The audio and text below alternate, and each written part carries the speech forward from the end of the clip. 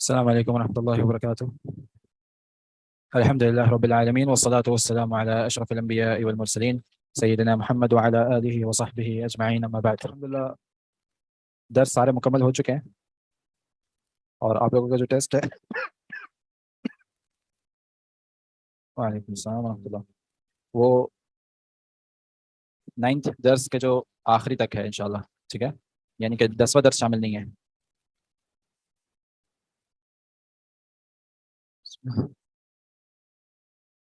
تو اس کی ساری ہم لوگوں نے ایکسرسائز بھی لے لی ہیں اور درس بھی سارے مکمل کر لیے ہیں. تو آپ لوگوں کا کسی کا کوئی سوال ہے، کوئی چیز نہیں سمجھ میں آئی ہو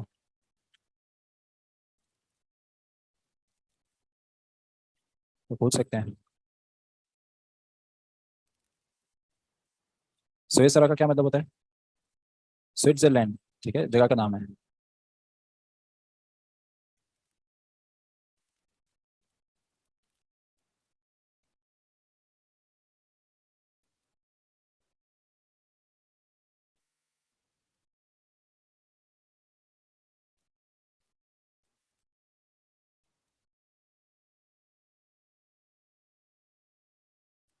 ظرف. ظرف کیا ہوتا ہے؟ اسم کی ایک قسم ہے. ٹھیک ہے، اسم کے اندر آتا ہے یہ. اور یہ ایسے الفاظ ہوتے ہیں جو یا تو جگہ یا پھر وقت کو معین کرتے ہیں. ٹھیک ہے، یا تو جگہ کے بارے میں بتاتے ہیں، جیسے مثال کے طور پہ اردو میں ہم کیا بولتے ہیں؟ ہاں، اس کے آگے، مسجد کے آگے. ٹھیک ہے، مدرسے کے پیچھے. تو یہ جگہ کا انتخاب ہو رہا ہے. ٹھیک ہے، اور یہ آگے اور پیچھے جس کو ہم لوگ عربی میں کیا بولتے ہیں؟ قبل یا بعد. ٹھیک ہے، تحت، فوق. یہ سارے ظرف کہلاتے ہیں. نہیں، الا تو حرف جر ہے، الا حرف ہے. ہاں، معنی کے اعتبار سے آپ کہہ سکتے ہیں کہ یہ، لیکن ہے حرف یہ. ٹھیک ہے، اور اسی طریقے سے زمانے کے بارے میں بتاتے ہیں، مثال کے طور پر ہاں، فجر سے پہلے، فجر کے بعد. ٹھیک ہے، تو یہ سارے الفاظ جو ہیں یہ ظرف کہلاتے ہیں. ان کی نارمل جو حالت ہے وہ زبر کے ساتھ رہتی ہے. ٹھیک ہے، نارمل جو حالت ہوتی ہے ان کی وہ زبر کے ساتھ رہتی ہے. اور اس کے بعد اگر کوئی ایسا اسم آ جائے جو جس کا اس کے ساتھ تعلق ہو تو وہ پھر کیا ہو جاتا ہے؟ ہاں، یہ ظرف جو ہے یہ مضاف کی جگہ پر آ جاتا ہے، اور پھر اس کے بعد جو لفظ آ رہا ہے وہ مضاف الیہ کی جگہ پر آ جاتا ہے. ٹھیک ہے. ہاں، پیپر. پیپر بہت مشکل ہے. جس نے تیاری نہیں کی اس کے لیے، جس نے تیاری نہیں کی اس کے لیے پیپر بہت مشکل ہے. ہاں،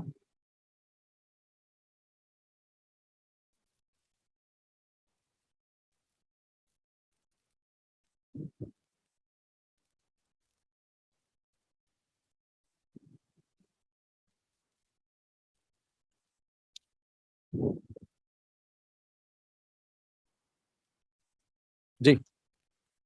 پیپر کے سوالات یہ کتاب سے ہی آئیں گے جو آپ لوگ پڑھ چکے ہیں. آپ لوگوں کو ساری چیزیں سمجھ میں آئیں گے تو پھر انشاءاللہ آپ لوگ آرام سے کر لیں گے انشاءاللہ. کوئی اس میں اتنا مشکل نہیں ہے. میں بولا نا، جس نے تیاری نہیں کی اس کے لیے بہت مشکل ہے.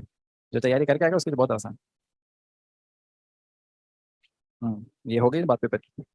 اور کیا بات کرنی ہے؟ ہاں. ہاں، عربی کے جو الفاظ استعمال ہوئے ہیں وہ آپ لوگوں نے یاد رکھنے ہیں. ٹھیک ہے، کیونکہ آن کیمپس والوں کا بلکہ آن لائن والوں کا بھی ایک سوال میں نے رکھا ہے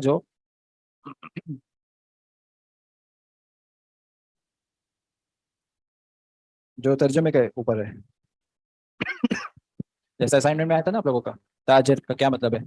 ٹھیک ہے، تو اس قسم کا ہے. اگر آپ لوگوں کو الفاظ کے مطلب نہیں آتے ہوں گے تو پھر آپ لوگ نہیں کر سکیں گے حل. ٹھیک ہے، تو جتنے بھی الفاظ استعمال ہوئے ہیں وہ سارے یاد رکھنے ہیں. ٹھیک ہے، اور یاد رکھنے کا سب سے آسان طریقہ، کوئی بھی عربی کا لفظ ہے آپ اس کو 10 دفعہ اپنے نارمل لینگویج میں استعمال کر لیں. صحیح ہے، مثال کے طور پہ مکواتن. مکواتن، مکوا کس کو کہتے ہیں؟ استری کو. استری کو کہتے ہیں. ٹھیک ہے، تو آپ اپنے نارمل زبان میں گھر پر استری کو آپ مکواتن نہیں کہنا شروع کر دیں. ٹھیک ہے، تو آپ کو پھر دماغ میں یہ معنی بیٹھ جائے گا. ٹھیک ہے، یہ الگ بات ہے، سامنے والے کو نہیں سمجھ میں آئے گا، لیکن یہ کہ آپ کوشش یہ کریں. ہاں. سر یہ جو ظرف ہوتے ہیں یہ سارے جو ہے وہ غیر منصرف ہوتے ہیں، ظرف مکان اور ظرف زمان. نہیں، یہ غیر منصرف نہیں ہوتے. میں بولا نارمل ان کی حالت جو ہوتی ہے وہ زبر کے ساتھ ہی. ابھی آپ لوگوں کا اصل میں ظرف کا کوئی آیا نہیں ہے، ظرف والا موضوع آپ لوگوں کا آیا نہیں ہے. وہ خاص طور پہ آپ لوگ پڑھیں گے آگے جا کے انشاءاللہ. لیکن صرف یہ ہے کہ اس کے بعد اگر کوئی اسم آ رہا ہے، ٹھیک ہے، تو وہ اگر اس کے ساتھ اس کا تعلق ہے تو پھر وہ مضاف الیہ ہو جاتا ہے. بس ابھی آپ لوگوں نے یہ یاد رکھنا ہے. ٹھیک ہے، باقی ظرف تفصیل کے ساتھ آپ تو جو ہے وہ جر میں آتا ہے نا، مضاف الیہ. جر میں ہوتا ہے نا.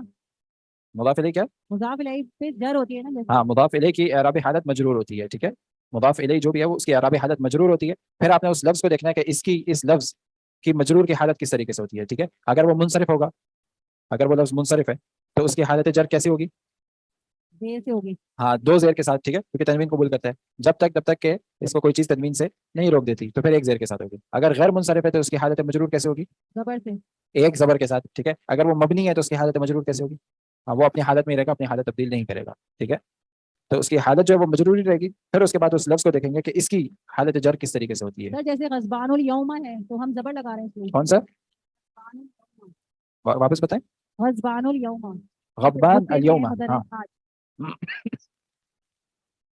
غضبان تو یہ صفت ہے، یہ وہ صفت ہے ہاں جو غیر منصرف ہے، ٹھیک ہے. اور یوم الیوم جو ہے وہ ظرف ہے، الیوم یہاں ظرف ہے، ٹھیک ہے. اس پہ پیش نہیں لگائیں گے، زبر ہی لگائیں گے. ہاں اس پہ زبر ہی لگائیں گے، ٹھیک ہے. مضاف ہوگا تو سمجھ میں نہیں آیا، پیچھے مائک نہیں ہے. سر آپ نے کہا تھا جب اسمائے ظرف آئیں گے نا تو اس کے اوپر جب مضاف کرتے ہیں جب اس کی حالت ہوگی. ابھی بات نہیں آ رہا.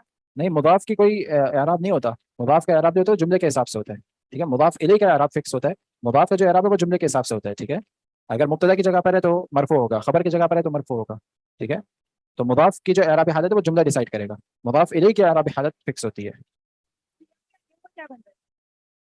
کل آپ نے وہ پوچھا تھا پھر چلے گئے تھے، گردان فیل گیا پھر آپ چلے گئے. یہ گردان کا سوال بھی ہے ٹیسٹ میں. ہاں کچھ بھی آ سکتا ہے گردان، یا تو آپ کو اچھے طریقے سے سمجھنے کے ساتھ، ٹھیک ہے. 2 کلاس میں بتایا میں نے، بلکہ 3 کلاس میں بتایا میں نے. 4 میں بتائے، 4 میں بتائیں. اور پھر میں کل آپ کو بولا تھا رک جائیں، آپ چلے گئے. میں بولا تھا آپ کو بعد میں بتاؤں گا. ہاں معنی آئیں گے، میں نے بتایا نا عربک کے جو بھی الفاظ استعمال ہو وہ سارے آپ لوگوں نے یاد کرنے ہیں. بعد تحلیل یعنی کہ اس کے ملانے کے بعد، الف لام کو ملانے کے بعد.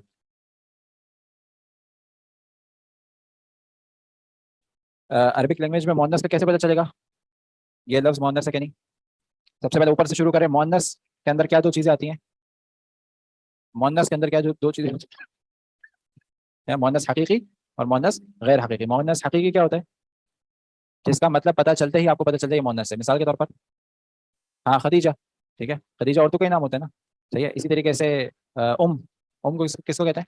والدہ کو، ٹھیک ہے. تو مؤنث ہوتی ہے. اخت بہن، ٹھیک ہے، مؤنث ہوتی ہے، مؤنث حقیقی. اسی طریقے سے بنت بیٹی، ٹھیک ہے. تو یہ مؤنث حقیقی ہوگا. مؤنث غیر حقیقی یعنی کہ اس کا اپوزٹ جو ہے، یعنی کہ وہ چیزیں کہ ان کا یا تو مذکر کے طور پہ استعمال ہوتا ہے یا پھر مؤنث کے طور پہ. وہ کیسے پتہ چلے گا؟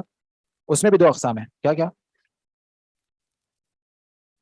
یا تو وہ علامت کے ساتھ آپ اس کو پہچان سکتے ہیں، ٹھیک ہے، یا پھر وہ سنی سنائی ایسی ہوتی ہے، سماعی ہوتی ہیں، ٹھیک ہے. یا تو علامت کے ساتھ ہوتی ہے یا پھر سماعی ہوتی ہیں. علامت کے ساتھ جو ہوتی ہیں وہ کون سی علامت ہم پڑھ چکے ہیں؟ گولتا ہم پڑھ چکے ہیں، ٹھیک ہے. اور غیر سماعی میں مثال کے طور پہ قدر جیسے ہے، ٹھیک ہے. تو وہ ملعقتن، ملعقتن کیا ہے؟ علامت کے ساتھ ہے، ٹھیک ہے. تو اس طریقے سے آپ پہچان سکتے ہیں.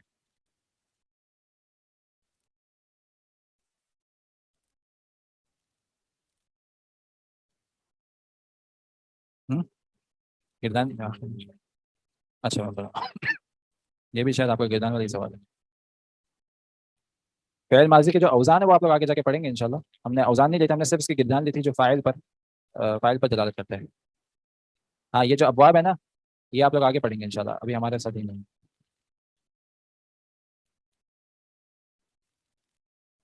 ہاں انشاءاللہ. بس مجھے مایوس نہیں کرنا آپ لوگوں نے. آپ لوگوں کے ہو سکتا ہے ٹیسٹ میں چیک نہ کروں، شیخ عدیل کریں گے شاید. ہو سکتا ہے. کیا کیا اناؤنس نہیں کیا؟ کیا کروں گا اناؤنس کر کے؟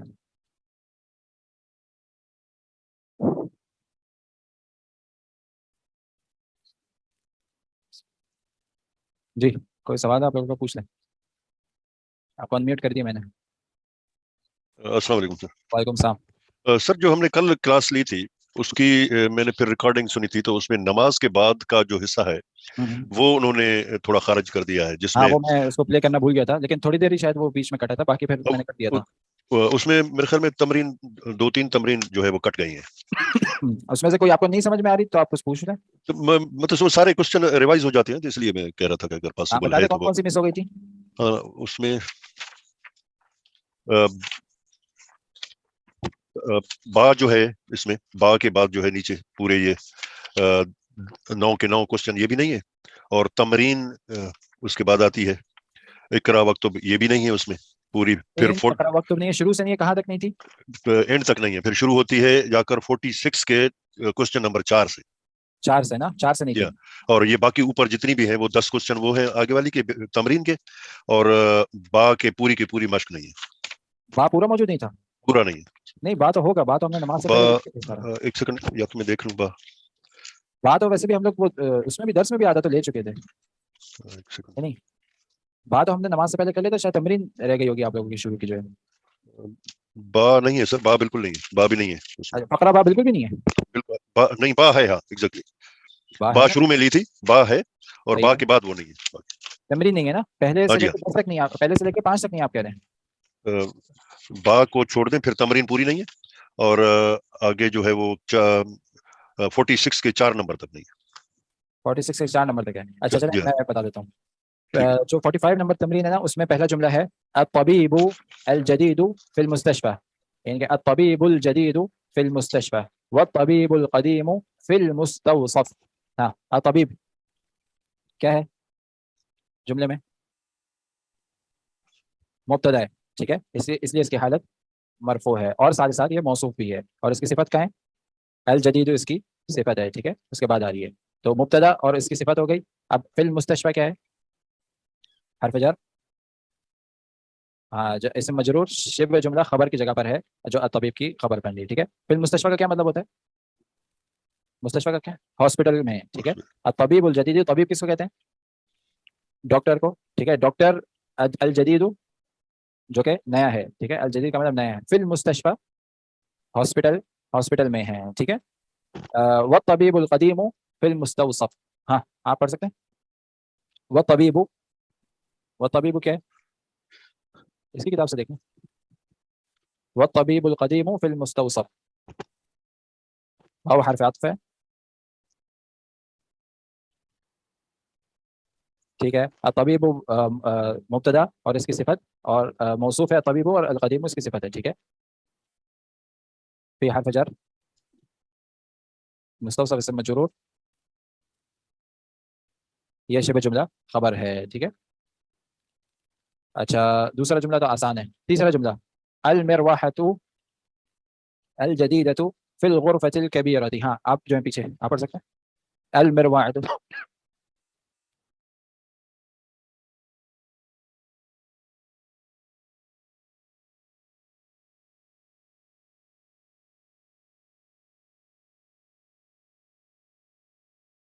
ہاں بالکل ایسے سوال ہیں کہ اس جملے میں سے مبتدا معین کریں, اس جملے میں خبر معین کریں, ٹھیک ہے. اس جملے میں مرکب اضافی کو ڈھونڈیں, ٹھیک ہے. یہ مرکب کون سا بن رہا ہے, مطلب ہر قسم کے جملے, ہر قسم کے سوالات انشاءاللہ اس میں آپ کو مل جائیں گے. میں بھی آپ کو اس میں مایوس نہیں کروں گا. ہاں ہاں صحیح, ٹھیک ہے. سر یہ جو مرکب ہے توصیفی ہوگا, المروحہ, المروحہ کا کیا مطلب ہے, ہاں پنکھا, ٹھیک ہے. المروحہ پنکھے کو کہتے ہیں, صحیح. اب یہ الفاظ جو آپ نے 2-4 جملے میں استعمال کرنے گھر پہ, ٹھیک ہے, تو آپ کو سمجھ میں آ جائے گا المروحہ پنکھے کو کہتے ہیں, صحیح ہے. المروحۃ الجدیدۃ, الجدیدۃ, ہاں الجدیدۃ نیا, اور المروحۃ مبتدا ہے, اور یہ موصوف ہے. الجدیدۃ اس کی صفت ہے, فی حرف جر ہے, اس میں مجرور ہے, ہاں اسے مجرور, یہ دونوں میں شبہ جملہ خبر بن گئے, ٹھیک ہے. اور الکبیرۃ, ہاں تو مضاف میں کیوں ہم اس کو مضاف نہیں کہہ رہے, اس کو مضاف کیوں نہیں کہیں گے آپ بتائیں. الف لام آیا ہوا ہے, ٹھیک ہے, مضاف پہ الف لام نہیں آتا. ہاں تو کیا یہ اب, ہاں یہ صفت اور موصوف ہے, دونوں پہ دونوں معرفہ ہیں, ساری چیزیں سیم ہے دونوں کی, ٹھیک ہے. تو یہ صفت اور موصوف ہے. الغرفۃ فی الغرفۃ الکبیرۃ, ٹھیک ہے. اچھا, سر اگر صرف موصوف شروع میں آ رہا ہے تو یہ مبتدا بھی بولیں گے اس کو, یہ کیا کہیں گے, مبتدا بھی کہیں گے اس کو. ہاں وہ آپ لوگ بعد میں پڑھیں گے اس کو کیا کہیں گے, لیکن ابھی فی الحال یہ کہ ہمارے یا تو مبتدا کی وضاحت کر رہا ہے یا خبر کی وضاحت کر رہا ہے ابھی وہ انشاءاللہ, ٹھیک ہے. ابھی یہی تک رکھے, پہلے جیسے جیسے آپ لوگ پڑھتے رہیں گے ویسے ویسے انشاءاللہ آگے آتا رہے گا. ہاں 5واں جملہ, چلیں کون پڑھے گا؟ آپ پڑھیں.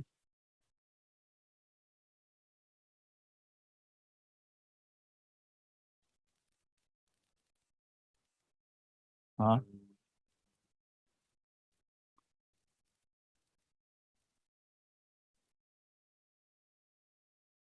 الولد کیا ہے؟ مبتدا ہے, اور الطویل اس کی صفت ہے. صحیح ہے. الذی اس میں موصولہ, جملہ فعلی ہے. خرج فعل ہو گیا, فاعل کدھر ہے؟ ہوا. ضمیر کس کی طرف لوٹ رہی ہے؟ الولد کی طرف لوٹ رہی ہے. حرف جر, ہاں حرف جر اسم مجرور. ہاں شبہ جملہ خبر نہیں ہے, شبہ جملہ خبر نہیں ہے جی. حرف جر اور اسم مجرور کس سے متعلق ہے؟ یہ کس کے ساتھ اس کا تعلق ہے؟ یہ حرف جر اور اسم مجرور اس کا تعلق کس کے ساتھ ہے؟ نہیں ولد کے ساتھ نہیں ہے اس کا تعلق. ہاں اس کا تعلق اسم موصول کے ساتھ ہے. ٹھیک ہے. الآن کا تعلق کس کے ساتھ ہے؟ اس کا نہیں, اس کا تعلق بھی ولد کے ساتھ نہیں, اس کا تعلق بھی اسم موصول کے ساتھ ہے. ٹھیک ہے. یعنی کہ الذی کے بعد جو جملہ آتا ہے نا, اس جملے میں یہ الآن تک شامل ہے. ٹھیک ہے. الآن بھی اسی جملے کا حصہ ہے, اسی جملے میں شامل ہے. ٹھیک ہے. تو آپ ایک بریکٹ جو آپ میں نے کانسیپٹ دیا تھا بریکٹ کا, تو وہ الذی سے پہلے ڈالیں گے اور الآن کے بعد ڈالیں گے, تاکہ یہ سب ایک ساتھ ہے. ٹھیک ہے. اس کے بعد جو طالب ہے اس کا تعلق پھر الولد کے ساتھ ہے. ٹھیک ہے. جو وضاحت کر رہا ہے نا الذی, جو وضاحت کر رہا ہے وہ وضاحت الذی سے شروع ہو کے کہاں تک جاری ہے؟ الآن تک. ٹھیک ہے. خرج من الفصل الآن, یہ ایک جملہ الگ ہے. ٹھیک ہے. یعنی کہ نکلا وہ من الفصل کمرے سے, الآن ابھی. ٹھیک ہے. یہ ایک جملہ ہو گیا, یہ پورا جملہ وضاحت کر رہا ہے. پھر اس کے بعد وہی جملہ شروع ہو رہا ہے جو ہم لوگ پڑھ چکے, جو جملہ اسمی ہے وہاں سے وہ اب یہ کنٹینیو ہو رہا ہے. طالب, یہ طالب جو ہے اس کا تعلق پھر الولد کے ساتھ ہے. طالب من الہندی, یعنی کہ ہم اگر کہیں الولد الطویل طالب من الہندی تو ہمارا جملہ مکمل ہے. یہ الذی جو ہے, یہ جو ایک پورا ایک جملہ ہے, یہ وضاحت کر رہے صرف الولد الطویل کی. ٹھیک ہے. نہیں اس کا تعلق یعنی کہ یہ جملہ الگ ہے. ٹھیک ہے.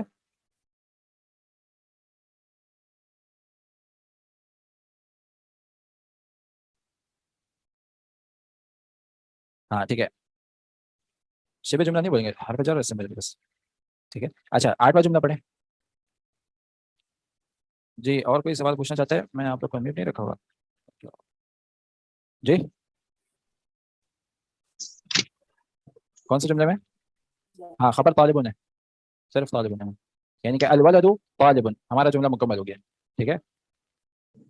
جی میں نے آپ سب کو میوٹ کر دیا, جو سوال پوچھنا چاہتا ہے وہ پوچھ لے, باقی سارے اپنے مائک میوٹ رکھیں. ٹھیک ہے. السلام علیکم شیخ, مجھے یہ پوچھنا تھا کہ مضاف و مضاف الیہ میں جس کتاب محمد, یہ تھوڑا سا محمد زور سے بولیں, آپ کی آواز بہت کم آ رہی ہے. اب ٹھیک ہے شیخ. جی جی مضاف و مضاف الیہ میں مجھے اس کے متعلق پوچھنا تھا, جیسے کہ کتاب محمد, اس میں محمد یہ عالم نام ہے, اس میں الف لام نہیں آئے گا. اسی طرح شہروں اور ملک جس کی یعنی عالم میں تو مخصوص کسی چیز کا جگہ کا نام ہوتا ہے نا, یا صرف نام میں یہ الف لام نہیں آئے گا؟ نہیں صرف علم میں الف لام نہیں آتا, علم جو ہوتا ہے نا اس میں الف لام نہیں آتا. تو اس میں شہروں اور ملکوں کے بھی نام آئیں گے؟ شہروں اور ملکوں کے نام میں بھی یہ کہ اصل میں اس میں علم نہیں آنا چاہیے تھا قاعدے کے حساب سے, لیکن یہ کہ پھر ان کی زبان پہ چڑھ گیا اور پھر اب یہ بھی استعمال ہوتا ہے. تو کبھی یہ بغیر نام کے آتا ہے, کبھی نام کے ساتھ آتا ہے. لیکن اصل یہ کہ عالم جو ہوتے ہیں, جب میں کہہ رہا ہوں پاکستان یا جب میں کہہ رہا ہوں ہند, تو وہ جگہ معروف ہے, مخصوص ہے. ٹھیک ہے. تو یہ سارے معرفہ ہوتے ہیں, اس کو ویسے الف لام کی ضرورت نہیں ہوتی. ٹھیک ہے. جو پہلے سے معرفہ اس کو الف لام کی ضرورت نہیں ہوتی, لیکن یہ کہ الف لام کے ساتھ بھی اب شروع ہو گیا ہے.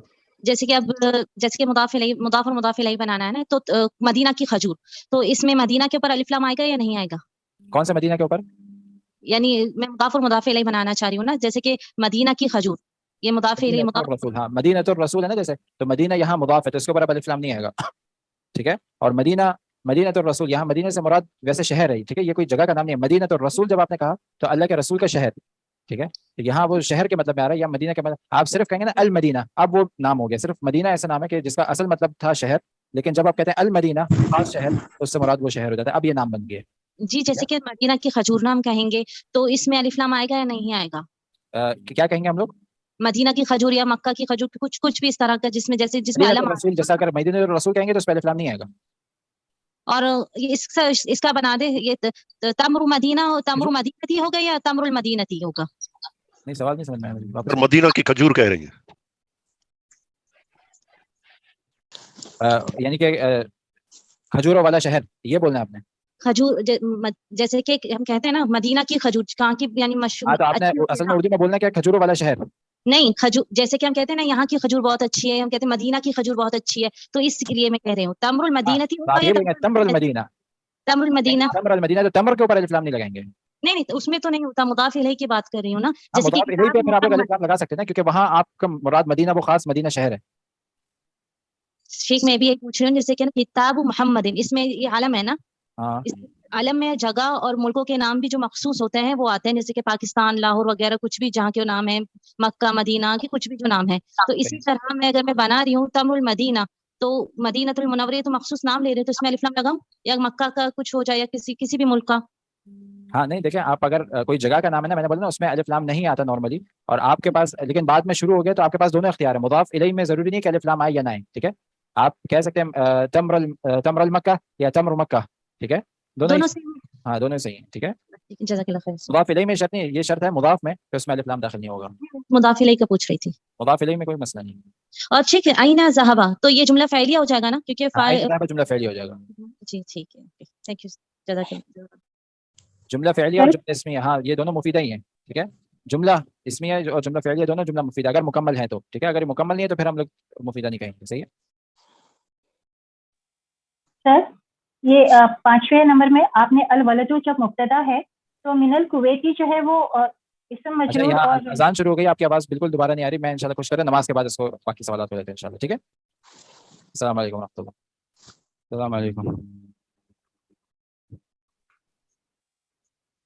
السلام علیکم ورحمۃ اللہ وبرکاتہ. وعلیکم السلام. میری آواز آ رہی ہے؟ جی آ رہی ہے. سر مجھے یہ جی پوچھیں. جی پوچھیں, کوئی سوال تھا آپ کا؟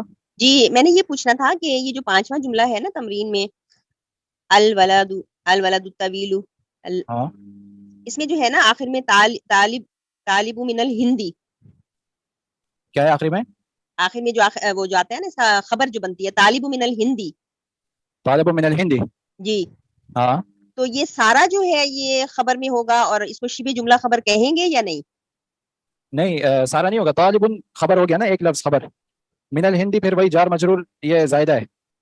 اچھا اچھا سر میں نے پوچھا تھا کہ شبہ جملہ کا مطلب کیا ہے ویسے؟ شبہ جملہ کا اصل مطلب ہے جملے جیسا. اچھا جملے جیسا, ٹھیک ہے ٹھیک. دوسرا سر میں نے یہ پوچھنا تھا کہ 9 نمبر جو ہے نا یہ السکین الکبیر حادن جدن, ہاں اس میں السکین مبتدا ہے, جی الکبیر اس کی صفت ہے, صفت ہے, جی ٹھیک ہے. حادن خبر ہو گئی, ٹھیک ہے. اور جدن کا مطلب ہم لوگوں نے لیا تھا, جدن کا باقی آگے صیغہ جو ہے وہ آپ لوگ آگے جا کے پڑھیں گے. جدن کا مطلب ہے بہت زیادہ, ٹھیک ہے, یعنی کہ چھری بڑی چھری جو ہے وہ بہت زیادہ تیز ہے. حادن مطلب تیز ہے, ٹھیک ہے. تو یہ سر اس کی صفت نہیں ہو سکتی؟ کیا نہیں ہوگی بالکل, ٹھیک ہے ٹھیک ہے سمجھ آ گئی. اچھا جملے میں جدن کو کیا لکھیں گے؟ اچھا چلیں میرے خیال سے سوالات ہو گئے. آخری میں یہ ہمارا سیمسٹر کا آخری ہے تو میں نے بولا کہ ایک نصیحت بھی آپ لوگوں کو کرتا چلوں. اچھا باقی کسی کا کوئی سوال ہے تو میں نے اپنا سر جدن تو خبر ہو گئی لیکن جدن خبر نہیں ہے, جدن خبر نہیں ہے. جدن کیا جدن کا مطلب ہے بہت زیادہ. اس کو لکھیں گے کیا؟ اس کو بھی آپ لوگ کچھ نہ لکھیں, آگے تفصیل کے ساتھ پڑھیں گے آپ لوگ, ٹھیک ہے. اچھا ہاں دوسرے اسائنمنٹ انشاءاللہ مل جائیں گے, میں چیک کر کے دے دیے تھے, شاید آپ لوگ کو ملے نہیں, ابھی تک مل جائیں گے انشاءاللہ. اچھا باقی کسی کا کوئی سوال ہے, ٹھیک ہے, آپ لوگ مراجعہ کریں گے, لازمی بات ہے کوئی سوال پیدا ہوں گے. کسی نے کوئی سوال پوچھنا ہے اگر تو پھر یہ میرا نمبر بھی میں نے لکھ دیا ہے, اس پہ بھی آپ لوگ پوچھ سکتے ہیں. اور دوسرا یہ کہ جاتے ہمارا سیمسٹر ختم ہو رہا ہے تو آخری میں یہ کہ نصیحت کچھ, کیونکہ ہو سکتا ہے کہ اس کے بعد ہماری ملاقات نہ ہو, کیونکہ میرا بھی سعودی عرب جانے کا ہو گیا الحمدللہ. تو اب انشاءاللہ آپ لوگوں کو آگے کوئی اور پڑھیں گے, شیخ ہو سکتا ہے شیخ عدیل ہی پڑھیں, ٹھیک ہے. تو سب سے پہلے تو یہ کہ اگر میرے سے کوئی بھول چک ہو گئی ہو, پڑھانے میں بندے کو توجہ جو ہوتی ہے پڑھانے کی طرف ہوتی ہے, تو اگر میری کوئی زبان پھسل گئی ہو, کسی کو میری کوئی بات بری لگی ہو تو مجھے بھائی سمجھ کے معاف کر دیں, ٹھیک ہے. اور دوسرا یہ کہ جاتے جاتے ایک نصیحت یہ ہے کہ اللہ کے رسول صلی اللہ علیہ وسلم نے فرمایا تھا کہ میرے بعد جو زندہ رہا, اللہ کے رسول نے فرمایا تھا کہ میرے بعد جو زندہ رہا, یعنی کہ خاص طور پہ یہ حدیث ہمارے لیے تھی, فإنه من يعش منكم بعدي فسيرى اختلافا كثيرا. اختلافا کا کیا مطلب ہوتا ہے؟ کہ ہاں میرے بعد جو زندہ رہا، اللہ کے رسول کی وفات کے بعد جو زندہ رہا، تو وہ بہت سارے اختلافات دیکھے گا اپنی زندگی میں، وہ بہت سارے اختلافات دیکھے گا. خاص طور پہ آپ یہ سمجھے یہ حدیث سنبھال لیے، کیونکہ ہم وہ قوم ہے جو اللہ کے رسول کے بعد آئے ہیں، ٹھیک ہے، اور ہم واقعی دیکھتے ہیں کہ لوگوں کا دینی معاملات میں بھی کتنا اختلاف ہے. کوئی کسی طرف بلا رہا ہوتا ہے، کوئی کسی طرف بلا رہا ہوتا ہے. تو اللہ کے رسول نے یہ پہلے ہی بتا دیا تھا 1400 سال پہلے، خاص طور پہ ہمارے لیے، کہ فیصلہ اختلاف کثیرہ، کہ وہ بہت سارے اختلافات دیکھے گا، اور ساتھ ہی اس کا حل بھی بتا دیا کہ ان اختلافات کا حل کیا ہے. اللہ کے رسول نے بتایا فعلیکم بسنتی، تو پھر تمہارے اوپر لازمی ہے کس چیز کے اوپر رہنا لازمی ہے؟ بسنتی. کیا مطلب ہوتا ہے سنتی کا؟ میری سنت پہ رہنا. ٹھیک ہے، اللہ کے رسول نے اس کا حل بھی بتا دیا کہ سارے اختلافات ہوں گے، کوئی کسی جماعت کی طرف بلا رہا ہوگا، کوئی کسی جماعت کی طرف بلا رہا ہوگا، لیکن وہ راستہ جو صراط مستقیم، وہ ایک واحد راستہ جو سیدھا جنت کی طرف جاتا ہے، وہ کون سا راستہ ہے؟ وہ یہی ہے فعلیکم بسنتی، اللہ کے رسول کی سنت کا راستہ، وسنت الخلفاء الراشدین المہدیین. اور خلفاء راشدین کون کون ہیں؟ ابو بکر صدیق، حضرت عمر، حضرت عثمان اور حضرت علی، یہ 4 خلفاء راشدین ہیں. تو انہوں نے کہا تھا کہ ان کی سنت پر، میری سنت پر اور ان کی سنت پر مضبوطی سے اس کو تھامے رکھنا. جو ان دونوں چیزوں کے اوپر رہا تو وہی سیدھے راستے پہ رہے گا، اور جس نے ان کو چھوڑ دیا تو پھر وہ سیدھے راستے سے ہٹ جائے گا. اسی طریقے سے اللہ کے رسول صلی اللہ علیہ وسلم نے ایک دفعہ ایسی صحابہ کرام بیٹھے ہوئے تھے، اور اللہ کے رسول صلی اللہ علیہ وسلم نے ان کے سامنے ایک ایسی سیدھی لکیر کھینچی، اور اس کی دائیں طرف 2 لکیریں کھینچی اور بائیں طرف 2 لکیریں کھینچی، اور پھر فرمایا کہ یہ ہے میرا سیدھا راستہ. اس کے بارے میں قرآن کریم نے کیا فرمایا؟ وَأَنَّ هَذَا صِرَاطِي مُسْتَقِيمًا فَاتَّبِعُوهُ، کہ یہ ہے میرا سیدھا راستہ، اس کی اتباع کرو. اللہ کے رسول نے باقاعدہ اپنی عصا سے اس کے اوپر رکھ کے کہا تھا کہ یہ ہے میرا سیدھا راستہ جو جنت کی طرف جانے والا ہے، بالکل سیدھا. اور جیسے کہ آپ لوگ دیکھ رہے ہیں کہ اس کا یہ جو پوائنٹ ہے، خاص طور پر کتنا معمولی سا فرق ہوتا ہے انسان کا، اور وہ نتیجہ کہاں پہنچ جاتا ہے. ٹھیک ہے، تو ہر گمراہی کا راستہ جو ہوتا ہے نا، وہ اچھے راستے سے ہی مل رہا ہوتا ہے، اور اچھے راستے سے ہی تھوڑا سا ہٹ جاتا ہے جب انسان، تو وہ گمراہی کے راستے پہ پہنچ جاتا ہے. تو ہر دفعہ، ہر کلاس میں، ہر حصے سے پہلے انسان کو چاہیے کہ اپنی نیت کو بھی دیکھے کہ اس کی نیت صحیح ہے کہ نہیں. کہیں اس کی نیت میں ابھی یہ تو نہیں آ گیا کہ ہاں میرا ایک سیمسٹر پورا ہو گیا ہے، اب میں دوسرے اپنے دوستوں کے سامنے جا کے کہہ سکتا ہوں کہ اب میں عالم بن گیا، ہاں، یا میں عالم بننے کی طرف جا رہا ہوں، یا دوسرے اب مجھے اس طریقے سے ٹریٹ کریں کہ میں واقعی ایک عالم ہوں. تو کیا ہماری نیت میں یہ تھوڑا سا معمولی سا فرق تو نہیں آنا شروع ہو گیا؟ اگر آنا شروع ہو گیا تو اس کو واپس سیدھے راستے پر لے آئیں. ٹھیک ہے، اور پھر دوسری چیز یہ کہ یہاں اس راستے پہ شیطان بھی بہت زیادہ بہکاتا ہے انسان کو کہ اب تم بہت پڑھ چکے ہو، ہاں، اب تو سب کو چاہیے کہ تمہیں دعوت پہ بلائیں، ہاں، تمہارے ساتھ خاص طور پہ خاص معاملہ کریں. تو اس قسم کی کوئی بھی چیز اپنے اندر نہیں آنے دینی. امام احمد کا میرے خیال سے قول ہے کہ ان کا جب آخری ایام چل رہے تھے، بالکل آخری وقت انسان کا جب ہوتا ہے، بے ہوشی اور ہوش کے درمیان تھے، اور وہ یہ کہہ رہے تھے کہ نہیں، ابھی نہیں احمد، ابھی نہیں، ابھی وہ وقت نہیں آیا. تو جب لوگوں نے پوچھا کہ کیا آپ کے ساتھ ایسا معاملہ ہوا کہ آپ نے کہا یہ، تو انہوں نے کہا کہ شیطان آیا تھا میرے پاس، اور شیطان مجھے کہہ رہا تھا کہ دیکھو تمہارے نیچے کتنے تمہارے اسٹوڈنٹس بیٹھے ہوئے تمہارے ساتھ، اور تم تو بس اب کامیاب ہو گئے. تو امام احمد نے بولا تھا اپنے آپ کو کہ نہیں، ابھی نہیں، ابھی بھی جب تک سانس میں سانس موجود ہے، جب تک یہ آخری سانس نہیں نکل جاتی، تب تک ہماری یہ جنگ شیطان کے ساتھ چل رہی ہے. تب تک اپنی نیت کو انسان کو سنبھال کے رکھنا ہے. جیسے کہ اللہ کے رسول نے فرمایا نا کہ انسانوں کے جو دل ہیں وہ اللہ کی 2 انگلیوں کے درمیان ہے، اللہ تعالیٰ جس طرف چاہتا ہے اس کو پھیر دیتا ہے. اور پھر اللہ کے رسول خود بھی یہ دعا کیا کرتے تھے، کون سی دعا ہے وہ؟ یا مقلب القلوب ثبت قلبی علی دینک. تو یہ دعا خاص طور پہ کرتے رہیں تاکہ آپ کی جو نیت ہے وہ صحیح راستے پر رہے. اور یہ جو راستہ آپ لوگوں نے اپنایا ہے، علم کا راستہ، اللہ کے رسول نے اس کے بارے میں کیا فرمایا کہ یہ وہ راستہ ہے کہ جو سب سے زیادہ آسان راستہ ہے جنت میں جانے والا. یعنی کہ اللہ رب العالمین اس راستے کو سب سے آسان بنا دے گا آپ کے جنت کے راستے کے لیے. کیا فرمایا اللہ کے رسول نے؟ من سلک طریقا یلتمس فیہ علما، جس نے اس علم کے راستے کو اپنایا، سہل اللہ لہ بہ طریقا الی الجنہ، کہ اللہ رب العالمین اس کا اس راستے کو جنت کا راستہ بنا دے گا اور اس میں آسانیاں کر دے گا. اور پھر یہ جو علم کا راستہ ہے، یہ ایک بہت بڑی نشانی ہے کہ اللہ رب العالمین آپ سے محبت کرتا ہے. یہ ہر ایک کو نصیب نہیں ہوتی، یہ خاص طور پہ ان لوگوں کو ہی نصیب ہوتی ہے کہ جن سے اللہ رب العالمین محبت کرتا ہے. کیا فرمایا اللہ کے رسول نے؟ ان اللہ یعطی الدنیا لمن یحب ومن لا یحب، کہ اللہ رب العالمین دنیا تو ہر ایک کو دیتا ہے، جس سے محبت کرتا ہے اس کو بھی دنیا ملتی ہے، اور جس سے محبت نہیں کرتا اس کو بھی دنیا ملتی ہے. ولا یعطی الدین الا من یحب، لیکن یہ جو دین ہے، یہ دین کی نالج، یہ دین کا راستہ صرف اسی کو ملتا ہے جس سے اللہ رب العالمین محبت کرتا ہے. تو یہ وہ چیز ہے، یہ وہ ایک نشانی ہے کہ جس سے پتہ چلتا ہے کہ اللہ رب العالمین آپ سے ابھی محبت کرتا ہے. ٹھیک ہے، وعلیکم السلام ورحمۃ اللہ. تو اس محبت کے راستے کو نہیں چھوڑنا. ایک اور حدیث میں آتا ہے نا کہ جب بندہ اپنے رب کے قریب ایک قدم بڑھاتا ہے تو اللہ رب العالمین اس کے قریب 2 قدم بڑھاتا ہے. تو یہ ایک قدم تھا جو آپ لوگوں نے اپنے رب کے قریب بڑھایا اس علم میں جب داخلہ لیا عالم عالمہ کورس میں. تو اب اللہ رب العالمین نے اپنی طرف سے انعام کیا آپ کے اوپر کہ اتنے بڑے بڑے مشائخ آتے ہیں، میں نہیں، بڑے بڑے مشائخ آتے ہیں، وہ آپ لوگوں کو پڑھاتے ہیں. تو یہ بہت بڑی بات ہے. اس طرح کا ماحول ملنا، اس طرح کے علماء ملنا جو آپ کو قرآن اور حدیث پڑھاتے ہیں، تو یہ بہت بڑی ایک انعام ہے اللہ کی طرف سے. تو یہ اللہ کی طرف سے انعام ہو گیا. اب پھر بندے کی باری آتی ہے. اس حدیث میں آتا ہے نا کہ اللہ رب العالمین آپ کی طرف کرتا ہے. اب بندے کا کام ہے کہ اس سے اور بڑھے آگے. اب وہ اپنے رب کی طرف چل کر جائے تاکہ آپ کے رب آپ کی طرف پھر دوڑ کر آئے، یعنی کہ آپ کے اوپر پھر اتنے انعامات ہو کہ آپ کا رب آپ کی طرف دوڑ کر آئے. تو اب آپ نے اس چیز کو چھوڑنا بالکل بھی نہیں ہے. جتنے طلباء ابھی یہاں موجود ہیں کوشش کریں کہ سارے کے سارے اسی تعداد کے ساتھ آخر تک جائیں، سارے کے سارے اسی تعداد کے ساتھ. آپ سے چھوٹ جائے یہ چیز تو فوراً سمجھ لیں آپ کا کوئی گناہ ہے جس نے اللہ رب العالمین کو ناراض کر دیا. فوراً اس سے توبہ کریں اور پھر اس راستے کو پکڑیں کہ جو جس راستے کے ذریعے آپ کو پتہ چلے گا کہ یہ آپ کا رب آپ سے محبت کرتا ہے. اور ایک اور حدیث میں اللہ کے رسول صلی اللہ علیہ وسلم نے کیا فرمایا؟ من یرید اللہ بہ خیرا، جس کے لیے اللہ رب العالمین خیر کا ارادہ کرتا ہے، یفقہہ فی الدین، اس کو یہ دین کی نالج اور دین کی سمجھ عطا کرتا ہے. تو یہ بھی ایک نشانی ہے کہ اللہ رب العالمین خاص طور پہ آپ لوگوں کے لیے خیر چاہتا ہے، بھلائی چاہتا ہے. تو اس بھلائی کے راستے کو کبھی بھی نہیں چھوڑنا.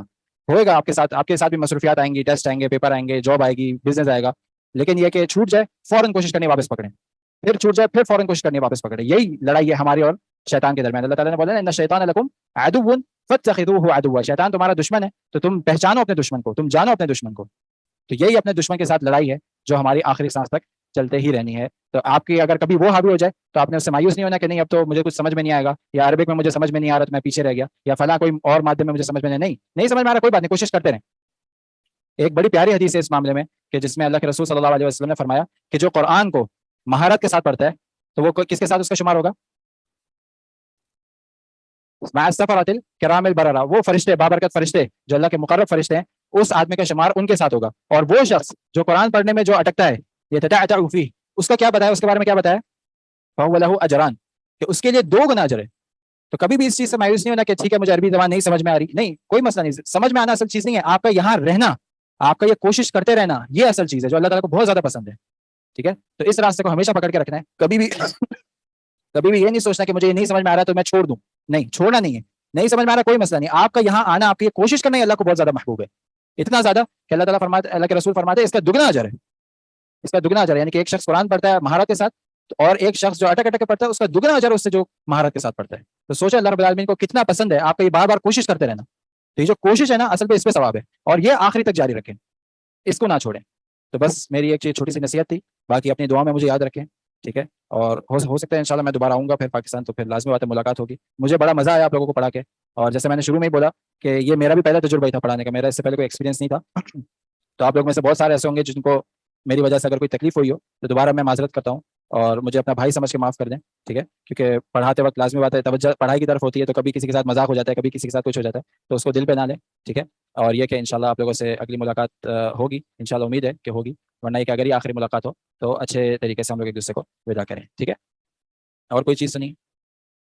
ہاں، واپسی کی امید نہیں ہے ابھی، لیکن ہو سکتا ہے انشاءاللہ ہو جائے. اگر ہوئی ہاں، میرا انشاءاللہ سعودی عرب کا پلان ہے انشاءاللہ.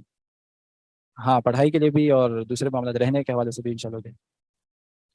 ٹھیک ہے، تو بس پھر میں نکلتا ہوں انشاءاللہ. میری نصیحت کو کوشش کریے گا، یاد رکھیے گا. باقی یہ نمبر لکھ لیں، کسی کو اگر اس سے متعلق کوئی سوال پوچھنا ہو تو وہ انشاءاللہ پھر مجھ سے پوچھ لے واٹس ایپ پہ ہی ڈائریکٹ. اور مجھ سے یہ مارکس وغیرہ کے یا ایگزام کیسے آئے گا یہ سوال نہ پوچھیں، صرف جو اس سے متعلق رکھتا ہے درس سے وہ مجھ سے پوچھیں. ٹھیک ہے، باقی جو سوالات ہیں وہ آپ ایڈمن سے اپنے پوچھ سکتے ہیں. ٹھیک ہے، مارکس کس طریقے سے ہوں گے، کیا ہوں گے، یا کیا نام ہے، ایگزام کس طرح آئے گا، آن لائن والوں کا، آن کیمپس والوں کا. ٹھیک ہے، تو اس میں میرا ویسے بھی ایکسپرٹیز نہیں ہے، وہ آپ لوگ کے انشاءاللہ ایڈمن جو ہیں وہ آپ لوگوں کے سنبھالیں گے انشاءاللہ. پیپر ہاں میں نے بنا دیے انشاءاللہ، تو میں بتا دیا کہ انشاءاللہ جو محنت کرے گا اس کے لیے مشکل نہیں ہے، جو محنت نہیں کرے گا اس کے لیے بہت مشکل ہے. ٹھیک ہے، تو انشاءاللہ پیپر سے نہیں گھبرانا، یہ تو دنیا کے مارکس ہیں. باقی یہ کہ اصل یہ کہ آپ لوگوں کو کچھ تھوڑا بھی فائدہ ہوا ہے تو وہ میری اصل میں کامیابی ہے انشاءاللہ. ٹھیک ہے، اور باقی پیپر سے نہیں گھبرانا انشاءاللہ، اتنا کوئی مشکل نہیں ہے، لیکن یہ کہ آپ لوگ محنت کریں. ٹھیک ہے، اصل بات یہ ہے. ٹھیک ہے، سبحان ربک رب العزۃ عما یصفون، وسلام علی المرسلین والحمد للہ رب العالمین. السلام علیکم.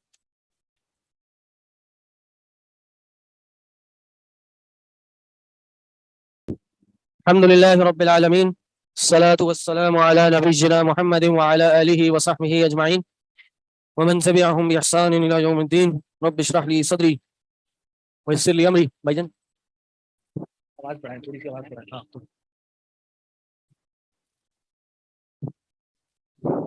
واحلل عقدة من لساني يفقهوا قولي. فأعوذ بالله السميع العليم من الشيطان الرجيم من حمده ونفخه ونفثه. بسم الله الرحمن الرحيم. السلام علیکم ورحمۃ اللہ وبرکاتہ. عقیدے میں تو ماشاءاللہ پورے ہی نمبر ہیں سب کے آلموسٹ. چند ایک آدھ کے علاوہ آسان تھے اسائنمنٹس.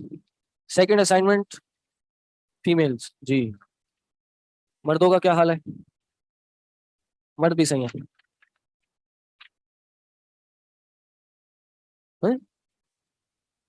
اچھا یہ الگ ہے.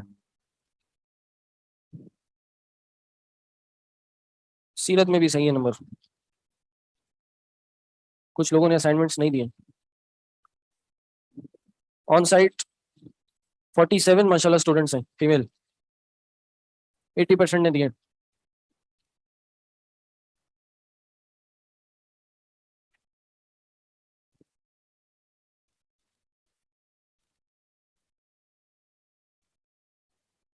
آن لائن اسٹوڈنٹس کے LMS پہ اپلوڈ ہو چکے ہیں.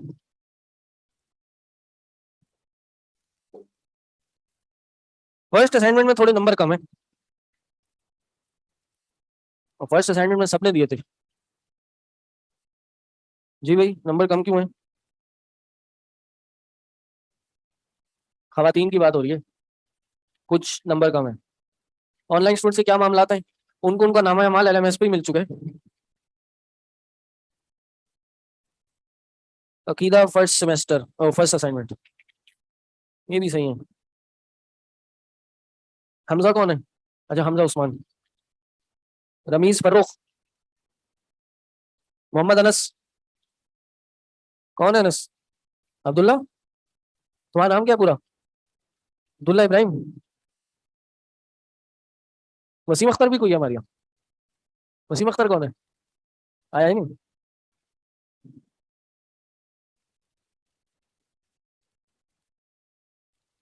عبداللہ ابراہیم. ابراہیم عبداللہ. مزیدار نہیں ہے تمہارے پہلے نمبر پہلے اسائنمنٹ کے؟ پہلے اسائنمنٹ میں سب کے مطلب اچھا نہیں ہے. کوئی مزیدار رزلٹ نہیں ہے. یہ پہلے میں آپ لوگ کو کاپی کرنا نہیں آتا تھا. ہاں پہلے میں چیٹنگ کرنا نہیں آئی اچھے سے. بعد میں دوستیاں ہو گئی. چلو بھائی تم دے دو مجھے. واٹس ایپ کر دو. نمبر بھی شیئر ہو گئے. گروپ پہ بھیج دو. سب نے چھاپ لیا. ہاں بس بھائی سب جائز ہے. چلے بھائی سمیٹ دیں. سیکنڈ اسائنمنٹ میں بہت سو کے فل ہیں. فرسٹ میں کم لوگوں کے فل ہیں. اچھے اچھے نمبر ہیں.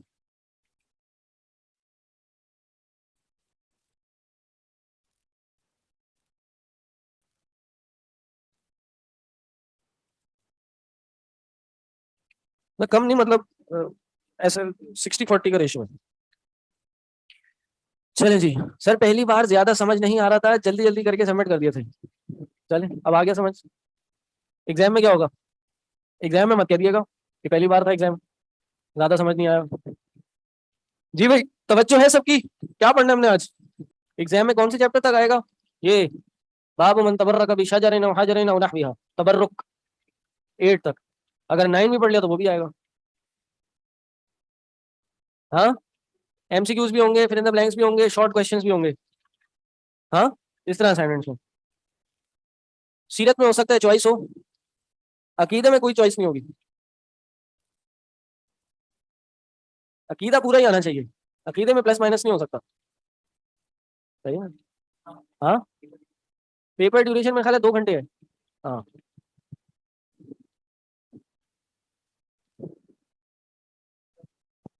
اس چیز کی میرا خیال ہے شام کو ہے 7 سے 9. جی یہ تو ادارہ بتائے گا, مجھے نہیں پتا اس کو. سر فرض اور واجب کا فرق پڑا تھا. مستحب اور مسنون. ہاں یہ پڑھا تھا ہم نے. فرض واجب مستحب مباح حرام ان کا کیا فرق ہے؟ جی جی آج اگلا پیریڈ بھی میرا, میں بھی اس کے سکون سے. جی عبداللہ بس ہو گیا اسائنمنٹ اندر. سیرہ کا بھی بتا دیں کہاں تک جہاں تک ہم نے پڑھا. کیا پڑھا تھا پچھلی کلاس میں سیرت کی؟ پہلی وحی کے بارے میں ہم نے پڑھا تھا نا. بس یہاں تک آئے گا. سلائڈز مل گئی؟ مل گئی نا. گڈ. PDF فارم میں ملی ہے. PPT PDF اوکے ہو گیا جی. اب سکون ہو گیا. مائک آن ہوا بھائی. ہم نے فرق پڑھا تھا فرض واجب اور مستحب کا, اور مباح مکروہ حرام. کیا فرق ہے ان میں؟ واجب کیا ہوتا ہے؟ तो फर्ज होता है। हाँ अब माइक आ गया, बोले माइक में बोले। एक वो चीज जिसको करने का हुक्म दिया गया हो और जिसके करने का सवाब हो और छोड़ने का गुनाह हो। हाँ जिसके करने का हुक्म दिया गया हो, और इसमें आप एक चीज और भी ऐड कर सकते हैं कि जिसको लाजमी तौर पे करने का हुक्म दिया हो। सही, जिसको लाजमी तौर पे करने का हुक्म दिया हो और करने पे सवाब हो, छोड़ने पे गुनाह हो। मिसाल के तौर पे नमाज है, फर्ज रोजे हैं, फर्ज ज़कात है, ठीक। दूसरा मुस्तहब। मुस्तहब क्या है? जिसके करने का हुक्म हो लेकिन लाजमी तौर पे करने का हुक्म ना हो, इसलिए कह रहा हूँ ये ऐड करके आप डिफरेंशिएट कर सकते हैं। और करने पे तो बेइंतहा सवाब हो लेकिन छोड़ने पे कोई गुनाह ना हो। तीसरा मुबाह, जायज, हलाल।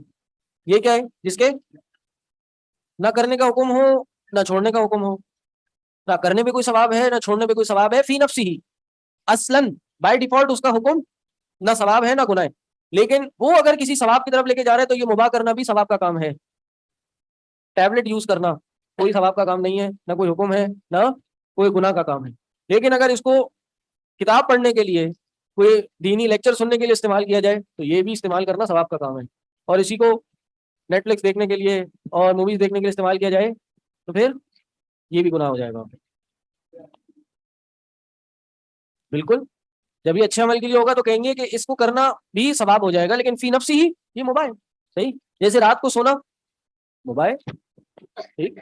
आप 6 घंटे सोए, 8 घंटे सोए, कोई हुक्म तो नहीं है, लेकिन अगर आप नींद पूरी करते हैं इस नियत से कि मैं सुबह उठूंगा तो क्लास में जाऊंगा, या दोपहर को सोऊंगा तो रात को मैं क्लास में अच्छे से तवज्जो के साथ, पूरी अटेंशन के साथ, एक्टिव फ्रेश होकर पढ़ सकूंगी, तो दोपहर को वो थोड़ी देर लेटना भी बाइसे सवाब है। जी, घर पे खिड़की लगाना जी मुबाह है, लेकिन वो आलिम का एक वाक़या है ना कि घर पे खिड़की लगाने, मुझे भाई क्यों लगाई है? ताकि हवा है, थोड़ी वेंटिलेशन हो। नहीं कि अगर तुम नियत कर लेते कि खिड़की से तुम्हारे घर में मस्जिद में से अजान की आवाज आएगी और अजान की आवाज सुन के तुम मस्जिद में जाओगे तो खिड़की बनाना भी सवाब हो जाता। ठीक, पक्की बात है ना, मसला तो नहीं है जी। सोना सुन्नत तरीके पे तो कह सकते हैं, मुस्तहब के इस पे सवाब मिलता है, फी नफ्सी ही नहीं मिलता। लेकिन अगर आप इस नियत से सोएं, तरीका सुन्नत अपनाएं, सुबह फजर पे या तहज्जुद पढ़ने की नियत से सोएं तो सोना भी इबादत बन जाएगा, सोना भी मुस्तहब हो जाएगा। ठीक, फर्ज और वाजिब में क्या फर्क है? कोई फर्क नहीं है, दोनों काम करने के हैं, दोनों काम लाजमी हैं। ये सिर्फ फ़िक़्ह हनफी में फर्ज और वाजिब का फर्क है, और वो भी इस वजह से वो ये कहते हैं कि जी कुरान में कोई चीज़ आ गई तो वो फर्ज है, हदीस में आई तो वो वाजिब है, बस ये फर्क करते हैं। लेकिन करने उनके भी दोनों ही हैं लाजमी तौर पर। फिर उसके बाद उन्होंने मजीद उसूल बनाए कि फ़र्ज छोड़ने से का रिजल्ट क्या होता है, और यानी गुनाह तो मिलेगा लेकिन नमाज में अगर फ़र्ज छोड़ दिया तो क्या होगा और वाजिब छोड़ दिया तो क्या होगा। बहरहाल हमारे यहाँ भी नमाज में फुकाहा ने फ़र्ज और वाजिब में फ़र्क किया है, यानी फ़र्ज और वाजिब में इस तरह फ़र्क किया है कि नमाज के कुछ अरकान हैं, रुकन हैं, और नमाज में कुछ वाजिबात हैं। सही, तो अगर नमाज के कोई अरकान छोड़ दिए, रुकन छोड़ दी, तो नमाज दोहरानी पड़ेगी, यानी वो रकत कम अज़ कम दोहरानी पड़ेगी। जैसे अरकान है क़याम, रुकू, सुजूद, और हमारे यहाँ रुकन सूरह फातिहा भी है, तो सूरह फातिहा अगर नहीं पढ़ी तो वो रकत दोबारा दोहरानी पड़ेगी। लेकिन वाजिब अगर जानबूझ के छोड़ा है नमाज का तो फिर नमाज दोहरानी पड़ेगी, अगर भूल गए तो नमाज दोहरानी पड़ेगी, सिर्फ सजदा साफ करना होगा। ये फ़र्क हमारे यहाँ भी उलमा ने किया है, लेकिन उमूमी तौर पे नमाज के अंदर वाजिब ये सूरह फातिहा के बाद कोई सूरत का पढ़ना, मिलाना, तकबीरात इंतकाल, यानी जब आप अल्लाह अकबर कह के सजदे में जाते हैं वो अगर आप कहना भूल गए। पहला तशहुद ये वाजिब है, दूसरा तशहुद जो है आखिरी तशहुद, वो यानी आखिरी तशहुद जो है ये रुकन है। जिस नमाज में दूसरा तशहुद है वो रुकन नहीं है, वो वाजिब है। वो अगर जानबूझ के छोड़ा है तो नमाज दोहरानी पड़ेगी। अगर गलती से छोड़ दिया, खड़े हो गए, होता है अक्सर, तो आपने आगे सजदा साफ करना है जी, वाजिब है जी। वो तो फिर मजबूरी है ना, तो मजबूरी है ना, जानबूझ के तो नहीं छोड़ी ना जी। असल में नमाज का मामला थोड़ा अलग है, क्योंकि ये सारी बातें जो हैं ये एक हदीस से साबित हैं, ठीक है। और वो हदीस है, हदीस मुसीअ फी सलाती, कि जिसने नमाज पूरी तरीके से नहीं पढ़ी थी, नबी अलैहि सलाम ने फिर उसको हुक्म दिया कि ये करो, ये करो, ये करो, ये करो। और वो जो अहकाम हैं वो वाजिब में तो आते हैं क्योंकि हुक्म दिया, लेकिन उससे हम ये नहीं कह सकते कि इससे नमाज नहीं होती। इसी तरह नमाज में खुशू होना ये वाजिब है, ठीक है, यानी बहरहाल ये तो रुकन में भी आएगा, लेकिन इत्मीनान का होना ये वाजिब है, क्योंकि मुसीअ सलात जो था नमाज में जल्दी जल्दी पढ़ ली थी, जल्दी जल्दी पढ़ के फारिग हो। उन्होंने कहा जब तुम रुकू करो तो इत्मीनान से करो, यहाँ तक कि या फिर उठ जाओ तो इत्मीनान इख्तियार करो, तो इत्मीनान भी वाजिब है नमाज में। तो अगर किसी ने जल्दी जल्दी पढ़ ली और जानते बूझते पढ़ ली तो ऐसे नहीं है कि या इसमें थोड़ी सी कमी आ गई, ऐसा नहीं है कि नमाज ही नहीं होगी। हाँ, खुशू से खाली हो बिल्कुल नमाज, फिर ज़ाहिर नमाज नहीं होती, लेकिन इसके भी दर्जात हैं। نبی علیہ السلام کی حدیث ہے کہ انسان جب نماز پڑھتا ہے تو ایک بار اس کو 10ویں نماز کا حصہ ملتا ہے. کہ کبھی یہ شروع ادھر سے ہوا یا آخر سے ہوا مجھے پتہ نہیں کہ تو آدھی نماز کا ثواب ملتا ہے یا 1/4 نماز کا ثواب ملتا ہے, یہاں تک کہ کبھی کبھار اس کو 10واں حصہ ملتا ہے ایک نماز پڑھنے کا, یعنی 10% ثواب ملتا ہے. تو وہ کیوں ملتا ہے ایسے؟ نماز تو وہی پڑھ رہا ہے, رکعتیں تو پوری پڑھ رہا ہے, رکعت نہیں کرے گا تو کیا ہوگا, نماز پوری دہرانی پڑے گی. تو یہ ثواب میں کمی کیوں آ رہی ہے؟ خشوع کی وجہ سے. لیکن خشوع واجب ہے. بہرحال یہ پیریڈ جو ہے نا یہ اس سے پہلے والا تھا. بہرحال بولیں.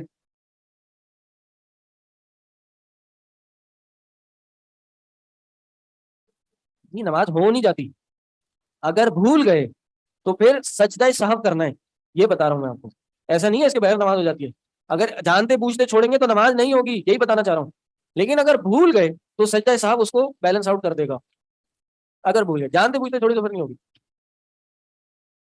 ٹھیک ہے, نماز کے مسائل شیخ عبید سے سیکھے گا. چلیں, اور کیا پڑھا تھا ہم نے؟ مکروہ کیا ہے؟ کہ جس سے رکنے کا حکم ہو لیکن لازمی طور پہ رکنے کا حکم نہ دیا گیا ہو, چھوڑنے پہ ثواب ہو, کرنے پہ گناہ نہ ہو. ٹھیک. اور 5ویں چیز حرام, کہ جس سے رکنے کا لازمی طور پہ حکم دیا گیا ہو کہ لازمی اس کو چھوڑ دو, اور چھوڑنے پہ ثواب ہو اور کرنے پہ گناہ ہو. مکروہ کی مثال میں نے دی تھی پچھلی دفعہ کہ ہاں نظر ماننا مکروہ ہے, دم طلب کرنا یہ مکروہ ہے, اور کیا کرنا, ہاں حق پہ ہوتے ہوئے مقدمہ لڑنا یا جھگڑا کرنا, اپنا حق مانگنا, یہ بھی مکروہ ہے. چھوڑتے تو بہت گناہ ملے گا, لیکن لڑنے آپ کا مسئلہ نہیں. صحیح. یہ ہضم نہیں ہوتی بات اوقات لوگوں کو. یار میں نے ایک دفعہ جمعہ پڑھایا اس موضوع پہ, لوگوں کو معاف کر دیں.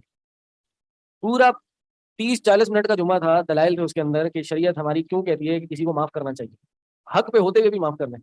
اس کے بعد 2-4 لوگ آ گئے, سر شیخ اس نے میرے ساتھ یہ کیا تھا, میں کیسے اس کو معاف کر دوں, کیسے کر دوں اس کو معاف؟ میں بھائی آپ کو رائٹ ہے, آپ اس کو معاف نہ کریں, لیکن اگر کر دیں تو پھر ثواب بہت ہے.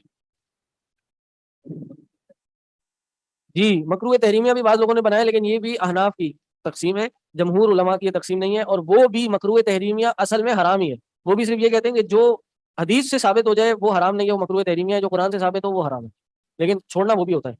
یہ صرف آپ سمجھیں تھوڑا سا علمی لیول پہ اس ٹرمز کا اختلاف ہے, ورنہ اکٹھے ہیں اصول پہ کہ وہ بھی اس سے بھی رکنا ہے اور اس سے بھی رکنا ہے. اس لیے اس معاملے میں کنفیوژن ہو رہتے ہیں. اور کیا پڑھا ہم نے؟ جھوٹ کیا ہے بھائی؟ جھوٹ کیا ہے؟ جھوٹ حرام ہے. گناہ سارے کے سارے حرام ہیں, کبیرہ ہوں صغیرہ ہوں, چھوٹے ہوں بڑے ہوں. جھوٹ حرام ہے, غیبت حرام ہے, چغلی حرام ہے, کسی کا مال کھانا حرام ہے, گالی دینا حرام ہے, قتل کرنا حرام ہے, نماز چھوڑنا حرام ہے. صحیح. چلو, داڑھی کاٹنا حرام ہے, بے پردگی کرنا حرام ہے. چلیں, اور کیا پڑھا ہم نے؟ غصے کے بارے میں کیا حکم ہے؟ Good question. ہاں غصہ جی سچویشن پہ ڈیپینڈ کرتا ہے. اگر دین کے لیے غصہ کیا جا رہا ہے, دیکھیں غصہ آنا حرام نہیں ہے, کیونکہ غصہ آنا انسان کے کنٹرول میں نہیں ہوتا, لیکن غصے کے نتیجے میں انسان کچھ ایسے کام کر جاتا ہے کہ جو حرام ہو جاتے ہیں. جیسے کسی پہ ظلم کر لیتا ہے, کسی مظلوم پہ زیادہ ظلم کر لیتا ہے, اور کسی کو گالی دے دیتا ہے, کسی پہ ہاتھ اٹھا لیتا ہے, کسی کی غیبت کر لیتا ہے.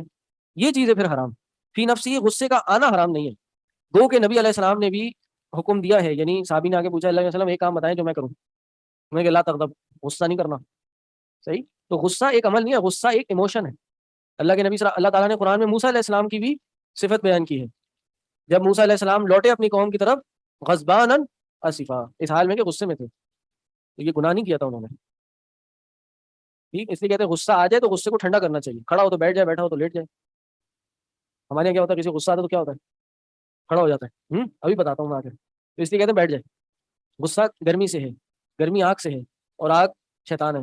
اس لیے پانی پئیں, بسم اللہ پڑھیں, اعوذ پڑھیں اور ختم کریں. اور کیا پڑھا ہم نے؟ چلیں, اور کیا پڑھا ہم نے پچھلی کلاس میں, جلدی بتائیں.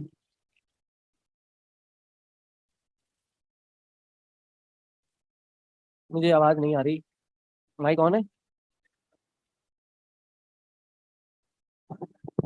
اگر آپ نے کہا ہے کہ دین کے بارے میں اگر غصہ کیا جائے جی تو اس کے بارے میں کیا وہ ہے, مطلب دین کے بارے میں جائز ہے. جائز اللہ ہے. کے نبی صلی اللہ علیہ وسلم کی حدیث ہے کہ جو شخص دین کے لیے کسی چیز سے روکے, جو شخص دین کے لیے کوئی عطا کرے, جو شخص دین کے لیے محبت کرے اور دین کے لیے کسی چیز سے نفرت کرے, تو اس کا ایمان کامل ہے.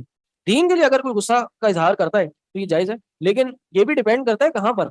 صحیح ہے، دین کے لیے انسان کے اندر یہ غصہ، یہ نبی علیہ السلام کے سامنے اکثر کچھ ایسی ناگوار کیفیت ہوئی تو نبی علیہ السلام لال ہو جاتے تھے، وہ غصے سے لال ہوتے تھے، غصے کا اظہار کیا کرتے تھے. وہ خارجی آیا نا نبی علیہ السلام کے پاس، اس نے کہا اے دل یا محمد، اے محمد عدل کیجیے. نبی علیہ السلام کو غصہ ہے، نبی علیہ السلام نے کہا میں نہیں کروں گا تو کون کرے گا. تو غصہ دین کے لیے ہو، جیسے حضرت عمر کی پرسنالٹی غصے والی تھی، لیکن اسلام کے بعد ان کا غصہ چینلائز ہو گیا، اور چینلائز ہو کے وہ غصہ دین کے لیے استعمال ہونا شروع ہوا. اپنی ذات کے لیے پھر انہوں نے غصہ نہیں کیا، دین کے لیے کیا. انہوں نے جب بھی کوئی نبی علیہ السلام کے خلاف کوئی بات ہوئی فوراً تلوار نکال لیا کرتے، یہ غصہ تھا. صحیح، یہ کیا جا سکتا ہے حکمت کے تحت. حکمت کیسے آئے گی؟ دین سیکھ کے، پڑھ کے. یہ نہیں کہ آپ تھپڑ ماری چلے جا رہے اور آپ کہہ رہے ہو تمہارے کو غصہ آتا تھا.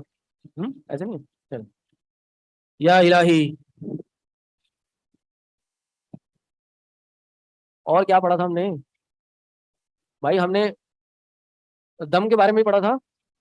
دم کی کیا شرطیں پڑی تھی؟ کچھ دم جائز ہیں، کچھ ناجائز ہیں، کچھ شرک ہیں. جائز دم کی کیا صورت تھی؟ شرط کیا ہے؟ شرکیہ نہ ہو. دوسرا جو پڑھا جائے وہ سمجھ میں آئے، اور اسی کو اصل نہ سمجھا جائے. بھائی یہی عبداللہ کہاں کھوئے ہو، یہی آ جاؤ واپس.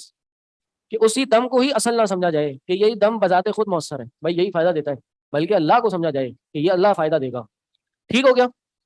اب آ جائیں، آج کا ہمارا بڑا امپورٹنٹ ٹاپک ہے، وہ یہ ہے کہ باب من تبرک بشجرۃ او حجر او نحوها.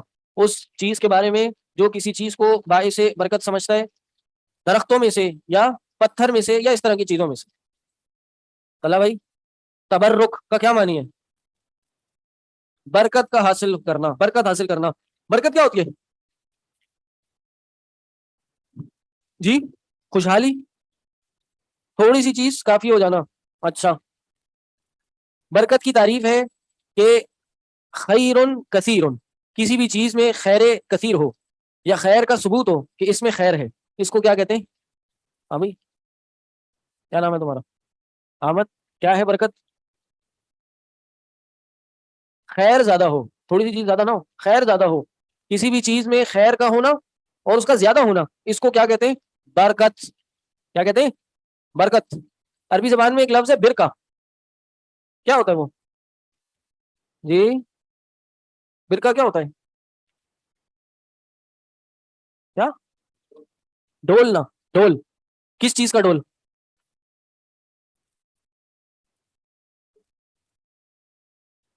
ہاں کنواں ہے، کیونکہ کنویں میں بہت زیادہ پانی ہوتا ہے، پانی ہوتا ہے اور بہت زیادہ ہوتا ہے، اسی سے برکت نکلا ہے کہ خیر ہونا اور خیر کا بہت زیادہ ہونا. ٹھیک ہے. برکت کی دو قسمیں ہیں، ایک ہوتی ہے برکت دنیاوی، ایک ہوتی ہے برکت دینی. کون کون سی؟ برکت دنیاوی اور برکت دینی، یا دینی یا شرعی. شرعی برکت کیسی ہے؟ جس کا تعلق شریعت سے ہو، جو شریعت سے پتہ چلے ہمیں، جیسے نیک اعمال کی برکت. Sir, I've heard people say that Prophet used to wear a certain stone which was red in color. Is that made up? Yes. نبی علیہ السلام کون سا کالا پتھر، لال پتھر پہنتے تھے؟ ہم نے تو نہیں پڑھا. کسی نے پڑھا کبھی؟ کوئی حدیث ہے؟ نہیں ہے نا. ہاں جی ادھر وہی مند ہوا. ہاں جی. رنگ پہنتے تھے نبی علیہ السلام، انگوٹھی پہنا کرتے تھے، لیکن اس میں کوئی خاص اس کی خصوصیت نہیں تھی. یعنی خصوصیت سے مراد خاص مٹیریل کی وجہ سے نہیں پہنتے تھے، انگوٹھی پہننے کی وجہ سے پہنتے تھے. اور وہ نبی علیہ السلام کی سٹیمپ ہوا کرتی تھی، اس پہ محمد رسول اللہ لکھا ہوتا تھا. نبی علیہ السلام کسی بھی ڈاکیومنٹ پہ سٹیمپ کرنی ہوتی تھی تو اس پہ انک لگا کے نبی علیہ السلام سٹیمپ کیا کرتے تھے. صحیح. تو ایک تو ہو گئی شرعی برکت، ایک ہے دنیاوی برکت جو دنیاوی چیزوں سے حاصل ہو جاتی ہے. جیسے بارش ہوتی ہے، آج کل تو بارش برکت نہیں ہے، عذاب ہے، لیکن عام طور پہ بارش برکت ہے. بارش ہوتی ہے تو کیا ہوتا ہے؟ زمین کو پانی ملتا ہے، آپ کے مویشیوں کو پانی ملتا ہے، اس سے آپ کو فائدہ ہوتا ہے. شریعت نے بھی بتایا اس کو، مجھے پتا یہ سوال آنا تھا کہ شریعت نے بھی اس کو برکت کہا ہے، لیکن شریعت کو ہٹا دیں تو بارش برکت ہے یا نہیں ہے؟ نہیں ہے بارش برکت. بارش بند کرتے ہیں تو کیا ہوگا؟ 10 سال بارش نہ ہو، پھر کیا ہوگا؟ برکت ہے نا. جی سمجھ آ گئی بات؟ اس سے شرعی برکت بھی لی جا سکتی ہے. پانی سے آپ غسل کرتے ہیں، آپ وضو کرتے ہیں، پانی نہ ہو تو آپ شرعی برکت نہیں لے سکتے، لیکن دنیا کی جہت سے یہ دنیاوی فائدہ ہے اس میں. شرعی طور پر کسی چیز میں بھی کسی چیز سے تبرک کا عقیدہ رکھنا، اس کی 4 شرائطیں ہیں، اور وہ کیا ہیں؟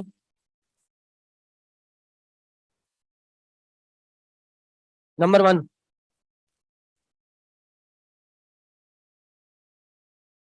شرعی برکت کی مثال جیسے قرآن پڑھنا، نیک اعمال کرنا، یہ بھی دیتا ہوں انشاءاللہ. ابھی پوری ایک لسٹ ہے میرے پاس، وہ چیزیں جو شرعی طور پہ بابرکت ہیں بتاؤں گا انشاءاللہ.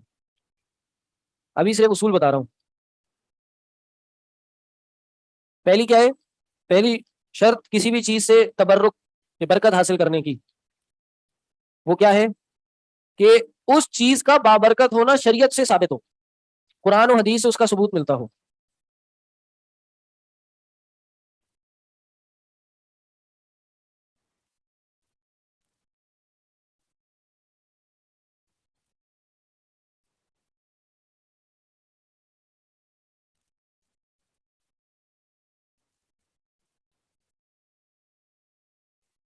جیسے ہاں، یعنی وہ چیزیں جن کا شریعت سے ثبوت نہیں ملتا وہ باعث برکت نہیں ہے. جیسے ربیع الاول کے شروع کے 10 دن ہے کسی حدیث میں باعث برکت؟ ہاں نہیں ہے.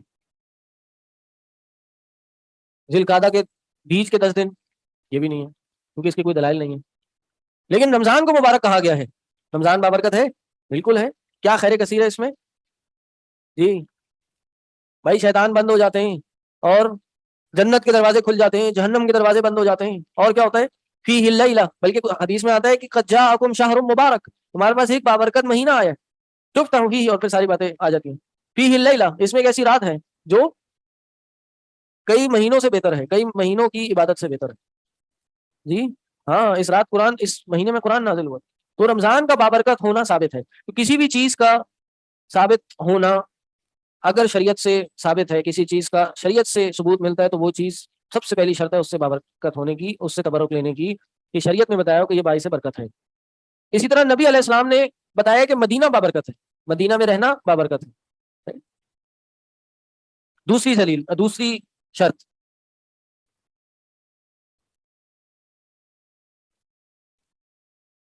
وہ جو برکت ہے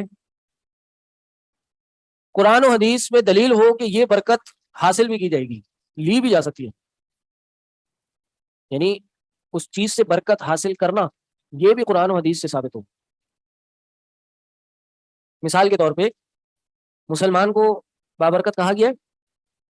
جی مسلمان کو بابرکت کہا گیا؟ بالکل کہا گیا. لیکن کیا اس مسلمان کا جھوٹا پانی بابرکت ہے؟ جی کیا اس مسلمان سے برکت حاصل کرنا اس کا کوئی ثبوت ملتا ہے؟ نہیں ملتا. ہاں ایک جگہ ملتا ہے، اللہ کے نبی صلی اللہ علیہ وسلم کی ذات سے، کہ نبی صلی اللہ علیہ وسلم کی ذات بابرکت تھی. صحیح. صحابہ نے نبی علیہ السلام کے جسم کا کوئی پانی گرنے نہیں دیا، نبی علیہ السلام کے وضو کا پانی اٹھا لیا کرتے تھے. نبی علیہ السلام کا پسینہ مبارک جمع کرا تھا ایک صحابیہ نے، نبی علیہ السلام کے پسینے سے خوشبو آیا کرتی تھی. نبی علیہ السلام کا لباس مبارک، نبی علیہ السلام کے بال مبارک، نبی علیہ السلام کی ہر ذات سے جڑی ہوئی چیز بابرکت تھی. تو صحابہ نے بات برکت لی ہے. تو وہ لوگ جو کسی بزرگ ولی کی برکت لیتے ہیں، ولی سے برکت حاصل کرتے ہیں، کسی ولی کا جھوٹا پانی پیتے ہیں، کپڑے پہنتے ہیں ان کے، تو وہ کیوں غلط ہے بھائی؟ وہ بھی تو وہی کر رہے ہیں جو صحابہ نے نبی علیہ السلام کے ساتھ کیا. صحابہ نے تو کیا تھا نبی علیہ السلام کے ساتھ. ہاں ہاں جی، ہاں جی، دلیل تو انہوں نے دی اور دلیل صحیح ہے. جی قرآن و حدیث سے ثبوت نہیں ہے، لیکن نبی علیہ السلام کا تو فضل لیا نا. اور ان العلماء ورثۃ الانبیاء، علماء جو ہوتے ہیں وہ انبیاء کے وارث ہوتے ہیں. تو جب انبیاء سے برکت لی جا سکتی ہے تو علماء تو ان کے وارث ہیں، ان سے بھی لی جا سکتی ہے. دلیل صحیح ہے لیکن عمل صحیح نہیں ہے. کیوں؟ کیونکہ صحابہ نے نبی صلی اللہ علیہ وسلم کے بعد جو بزرگ صحابہ تھے، بڑے صحابہ تھے، علماء صحابہ تھے، ان میں سے کسی کا بھی تبرک نہیں لیا، برکت نہیں حاصل کی. نہ تبع تابعین نے صحابہ کی حاصل کی. کوئی ابو بکر جو کہ افضل هذه الامه، اس امت کی سب سے افضل ترین شخصیت ہوں، ان کا کبھی برکت نہیں لی ان سے، ان کا کبھی جھوٹا نہیں کیا. تو اس لیے اس کے بعد ہمارے لیے بھی جائز نہیں ہے ہم کسی سے برکت نہیں. ہاں ان کی ذات بابرکت اس طرح ہوگی کہ ان کا وجود بابرکت ہے. نبی علیہ السلام کی حدیث ہے کہ تمہیں رزق دیا جاتا ہے تمہارے بزرگوں کی وجہ سے، تمہارے بڑے لوگوں کی وجہ سے تمہیں رزق دیا جاتا ہے، یعنی ان کا وجود، ان کی نیکی، ان کا صالح ہونا وہ بابرکت ہے، لیکن اس سے برکت حاصل کی جائے یہ ثابت نہیں ہے۔ تو دوسری شرط کیا ہے جی؟ پہلی یہ ہے کہ اس چیز میں برکت ہونا ثابت ہو، دوسرا برکت ہے تو برکت لینا بھی ثابت ہو، ٹھیک، برکت کا لینا بھی ثابت ہونا چاہیے۔ سر یہ آپ کہہ رہے ہیں کہ بزرگوں کی وجہ سے برکت ہوتی ہے، تو یہ ماں باپ کو بھی کہہ سکتے ہیں کہ ان کی وجہ سے ہمارے گھر میں، بالکل ایسا ہی ہے، ماں باپ اگر آپ پہ ڈیپینڈنٹ ہے، ماں باپ کیا آپ کی اولاد، آپ کی بیوی آپ پہ ڈیپینڈنٹ ہے، تو ان کی برکت سے بھی آپ کے گھر میں، یعنی ان سے بھی برکت آ سکتی ہے، اور بزرگ ماں باپ ہیں تو وہ تو ہیں ہی برکت، وہ تو ہیں ہی آپ کی جنت۔ جی کس کے بارے میں؟ علماء کے بارے میں؟ علماء جو ہیں وہ انبیاء کے وارث ہیں، تو ان سے علم لیا جائے گا نا، تو وہ علم کی برکت ہوگی، اس عالم کی برکت علم کی وجہ سے ہوگی، ان کی ذات بابرکت نہیں ہے، ذات یعنی جسم بابرکت نہیں ہے، ان کے علم کے ساتھ ان کا وجود بابرکت ہو سکتا ہے۔ دوسری شرط کیا ہو گئی؟ یعنی برکت لینا بھی ثابت ہو۔ تیسری شرط کیا ہے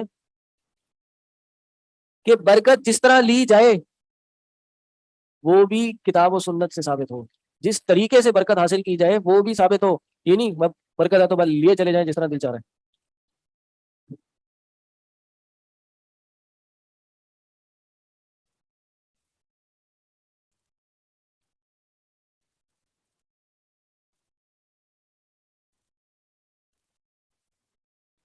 مثال کے طور پر مساجد بابرکت ہے نہیں ہے جی؟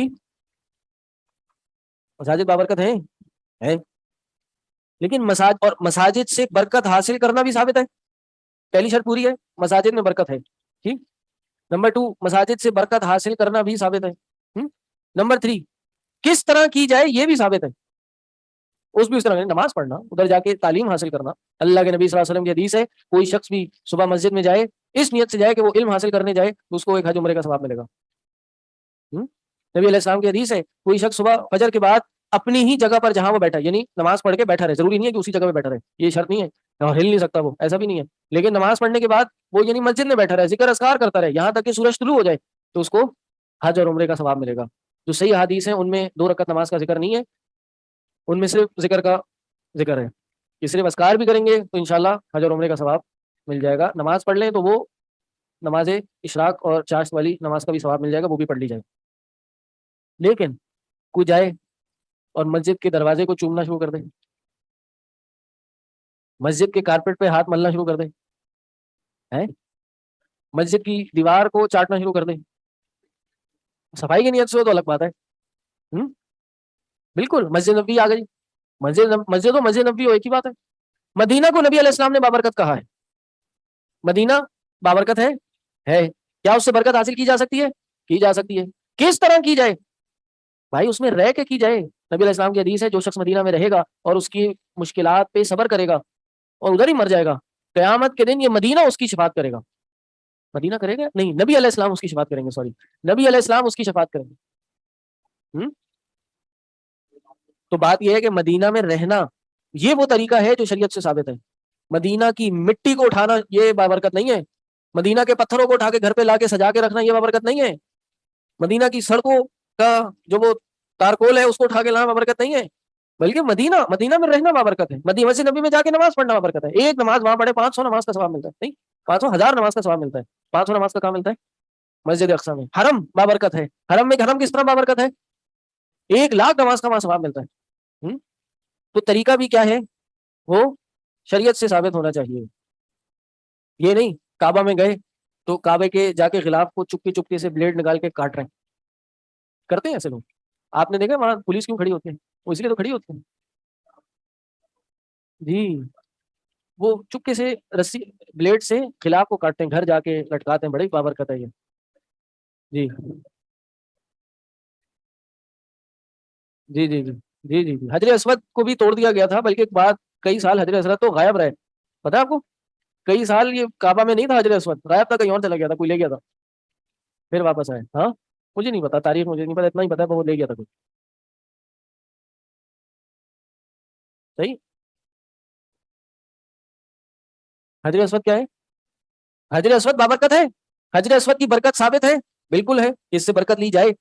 کس طرح لی اس سے برکت؟ ایک تو بابرکت ہے نمبر 1، پہلی کنڈیشن بھی پوری ہو گئی. دوسری کنڈیشن برکت لینا بھی ثابت ہے، بالکل کہا حجر اسود کو جا کے چومو، بوسا دو اس کا. تیسرا طریقہ وہ بھی سنت سے ثابت ہے، اور وہ کیا ہے کہ طواف کے دوران چکر لگاؤ اور اس کو جا کے چومو. صحیح. تو اس سے کیا ہوگا؟ تمہارے گناہ مٹ جائیں گے، یہ گناہ لے لے گا تمہارے. صحیح.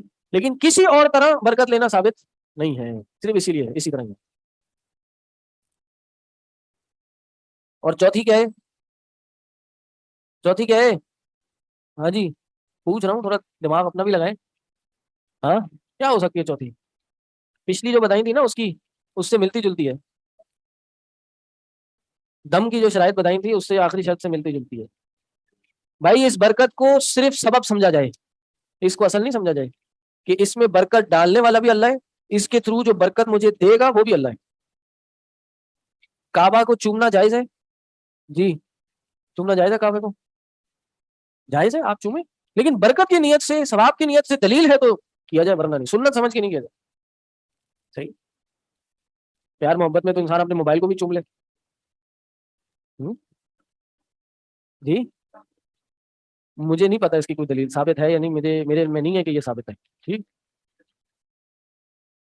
ہاں حضرت عمر کا قول ہے کہ بھائی یہ جو پتھر ہے یہ نہ مجھے فائدہ دے سکتا نقصان دے سکتا، چونکہ نبی علیہ السلام نے کیا تھا اسی لیے میں کر رہا ہوں، بس خلاص، اور کوئی چیز نہیں ہے.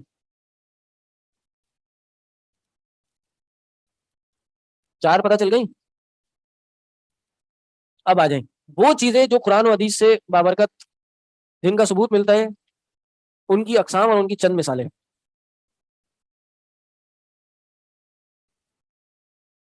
پہلی شرط یہ ہے کسی بھی چیز سے برکت حاصل کرنی ہو اور وہ صحیح ہو، یعنی وہ شرعی طور پر جائز ہو.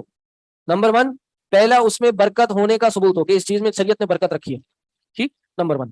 نمبر 2 اس چیز میں برکت تو ہے لیکن برکت لینے کا بھی ثبوت ہو. مسلمان بابرکت ہے لیکن مسلمان سے برکت لینا ثابت نہیں ہے. ٹھیک. تیسرا برکت لینا ثابت ہو تو وہ برکت لینی بھی اسی طرح ہے جس طرح شریعت نے بتائی ہے، اپنی منمانی نہیں کر سکتے. مسجد سے برکت حاصل کرنی ہے، مدینہ سے برکت حاصل کرنی ہے تو ادھر نماز پڑھ کے ادھر رہ کے کرنی ہے، ٹائل کو چاٹ کے چوم کے نہیں کرنی.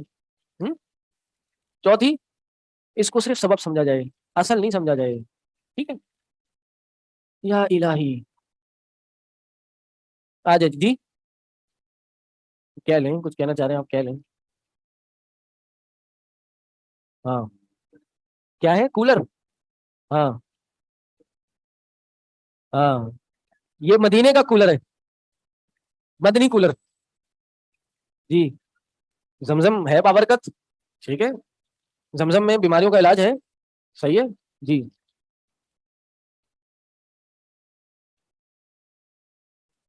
سمجھ آ گیا؟ کوئی سوال تو نہیں یہاں تک؟ پیچھے چلو یار، بہت پیچھے رہ گیا.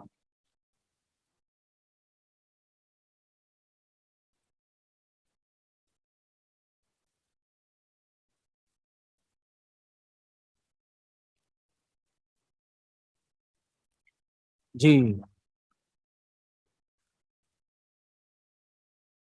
اس میں کوئی سلائڈ تو نہیں ہے، یہ کتاب ہی ہے اور جو میں نے بتائی ہیں باتیں وہ لکھی ہیں اور اس سے آئے گا سوال.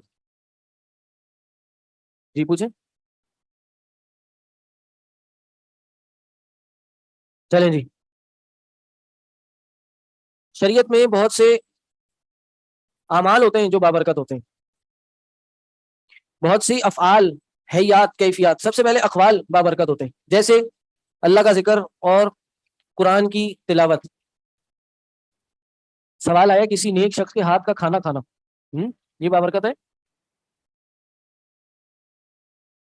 جی جی اس کے ہاتھ سے بنائے ہوئے کھانے کی برکت نہیں ہے، ٹھیک ہے، لیکن اگر وہ نیک شخص ہے، ٹھیک، تو چونکہ اس کی زندگی میں برکت ہوتی ہے اس کی نیکی کی وجہ سے، تو ہو سکتا ہے اس کھانے میں بھی برکت ہو. لیکن تبرک، یہ تبرک ہے، یہ سمجھ کے نہیں کھایا جا سکتا. ٹھیک. تاریخ میں واقعہ ملتا ہے، امام احمد بن حنبل کے گھر پہ امام شافعی گئے تھے، اور انہوں نے کھانا خوب پیٹ بھر کے کھایا تھا، اور انہوں نے یہی کہا تھا کہ یہ ایک نیک شخص کے گھر کا کھانا ہے اس لیے میں نے کھایا. اس کی حقیقت کیا ہے اللہ عالم.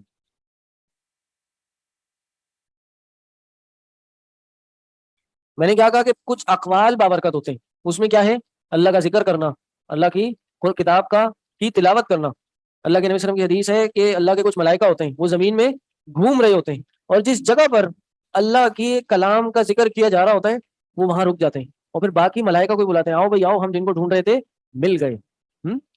تو ان میں اس محفل میں کوئی ایسا شخص بھی ہوتا ہے کہ جو اس ذکر میں شریک نہیں ہوتا، وہ کسی اپنے کام سے آیا ہوا ہوتا ہے، لیکن اس محفل کی، اس قرآن کے پڑھنے کی، اس ذکر کی محفل کی برکت یہ ہے کہ اس کو بھی اس میں شامل کر لیا جاتا ہے. یہ مفہوم ہے حدیث کا. صحیح. اسی طرح قرآن کا پڑھنا، ایک حرف پڑھنے سے کیا ہوتا ہے 10 نیکیاں ملتی ہیں، 10 نیکیاں بنتی ہیں.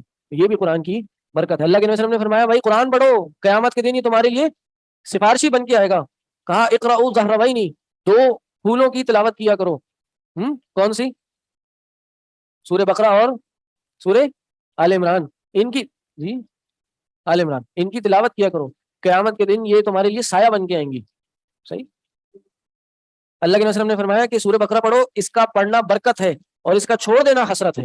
الفاظ ہیں واضح کہ سورہ بقرہ کا پڑھنا برکت ہے. ایک اور حدیث میں فرمایا اللہ کے نبی صلی اللہ علیہ وسلم نے کہ سورہ بقرہ پڑھا کرو، اپنے گھروں کو مقبرہ نہ بناؤ، وہاں نماز پڑھا کرو اور گھر میں سورہ بقرہ کی تلاوت کیا کرو. کیوں؟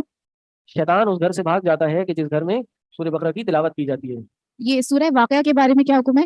سورہ واقعہ مغرب کے بعد سنا ہے بہت کہ پڑھنا چاہیے، اس سے ہی برکت ہوتی ہے. میرے علم میں نہیں. رزق میں برکت کہہ رہے ہیں جی ضعیف حدیث ہے اس کی وجہ سے، تو میرے علم میں نہیں ہے کہ سورہ واقعہ پڑھی جائے. مغرب کے بعد کے جو کام ہیں وہ یہ ہیں، مغرب کے اس بعد صبح شام کے اذکار کیے جائیں. بہرحال وہ اثر سے وقت شروع ہو جاتا ہے، اس کی برکت ہے. رات کو سونے سے پہلے تسبیح فاطمہ ہے وہ کی جائے، سورہ ملک پڑھی جائے، سورہ سجدہ پڑھی جائے، چاروں کل پڑھے جائیں، سورہ بقرہ کی آخری 2 آیتیں پڑھی جائیں. یہ جو ہیں جو ثابت ہیں یہ پڑھی جائیں، لیکن سورہ واقعہ کا کوئی خاص ذکر نہیں ملتا. جی سورہ بقرہ کی جو تلاوت کا حکم ہے یہ عمومی ہے کہ سورہ بقرہ پڑھو. اب آپ ریگولر بیسس پہ پڑھتے رہیں بس. اگر کوئی زیادہ اثر چاہتے ہیں، اس کا زیادہ رزلٹ چاہتے ہیں تو زیادہ پڑھ لیں. اگر گھر میں روزانہ 2 آیتیں پڑھیں آپ انشاءاللہ اللہ نے چاہے اس خوشخبری کا میں شامل ہو جائیں گے. صحیح. لیکن اگر کوئی بیمار ہے گھر میں، روحانی بیمار ہے، کوئی جن جناتی کیس ہے، تو اب اس کو زیادہ کریں گے نا، زیادہ سورہ بقرہ پڑھیں گے اس کو کرنا. لیکن صرف پڑھنا نہیں ہے جی، سمجھنا بھی ہے، عمل بھی کرنا ہے. یہ نہیں صبح سورہ بقرہ پڑھ کے ٹی وی آن کر لیا، موویز دیکھنا شروع کر دی. صحیح. ہم سے کسی نے سوال کیا کہ ہم سورہ بقرہ پڑھتے ہیں، آیت الکرسی پڑھتے ہیں، سب کام کرتے ہیں، ہمارے گھر میں کیوں ہو رہا ہے یہ جن جنات کے معاملات؟ تو میں بھی خاموش ہو گیا. میں ایک شیخ سے جا کے پوچھا، انہوں نے کہا کہ وہ دیکھو وہ پڑھتے تو ہیں، عمل کتنا کرتے ہیں اس پہ یہ بھی تو دیکھو. وَنُنَزِّلُ مِنَ الْقُرْآنِ، ہم قرآن نازل کرتے ہیں، ہم نے قرآن نازل کیا جو کہ شفا ہے اور رحمت ہے. کن کے لیے؟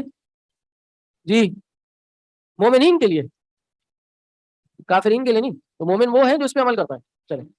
اور سورہ آل عمران کی کیا برکت ہے؟ سورہ آل عمران کے بارے میں یہی کہا ہے کہ سورہ آل عمران پڑھو، قیامت کے دن یہ تمہارے اوپر سایہ کرے گی. سورہ بقرہ اور سورہ آل عمران.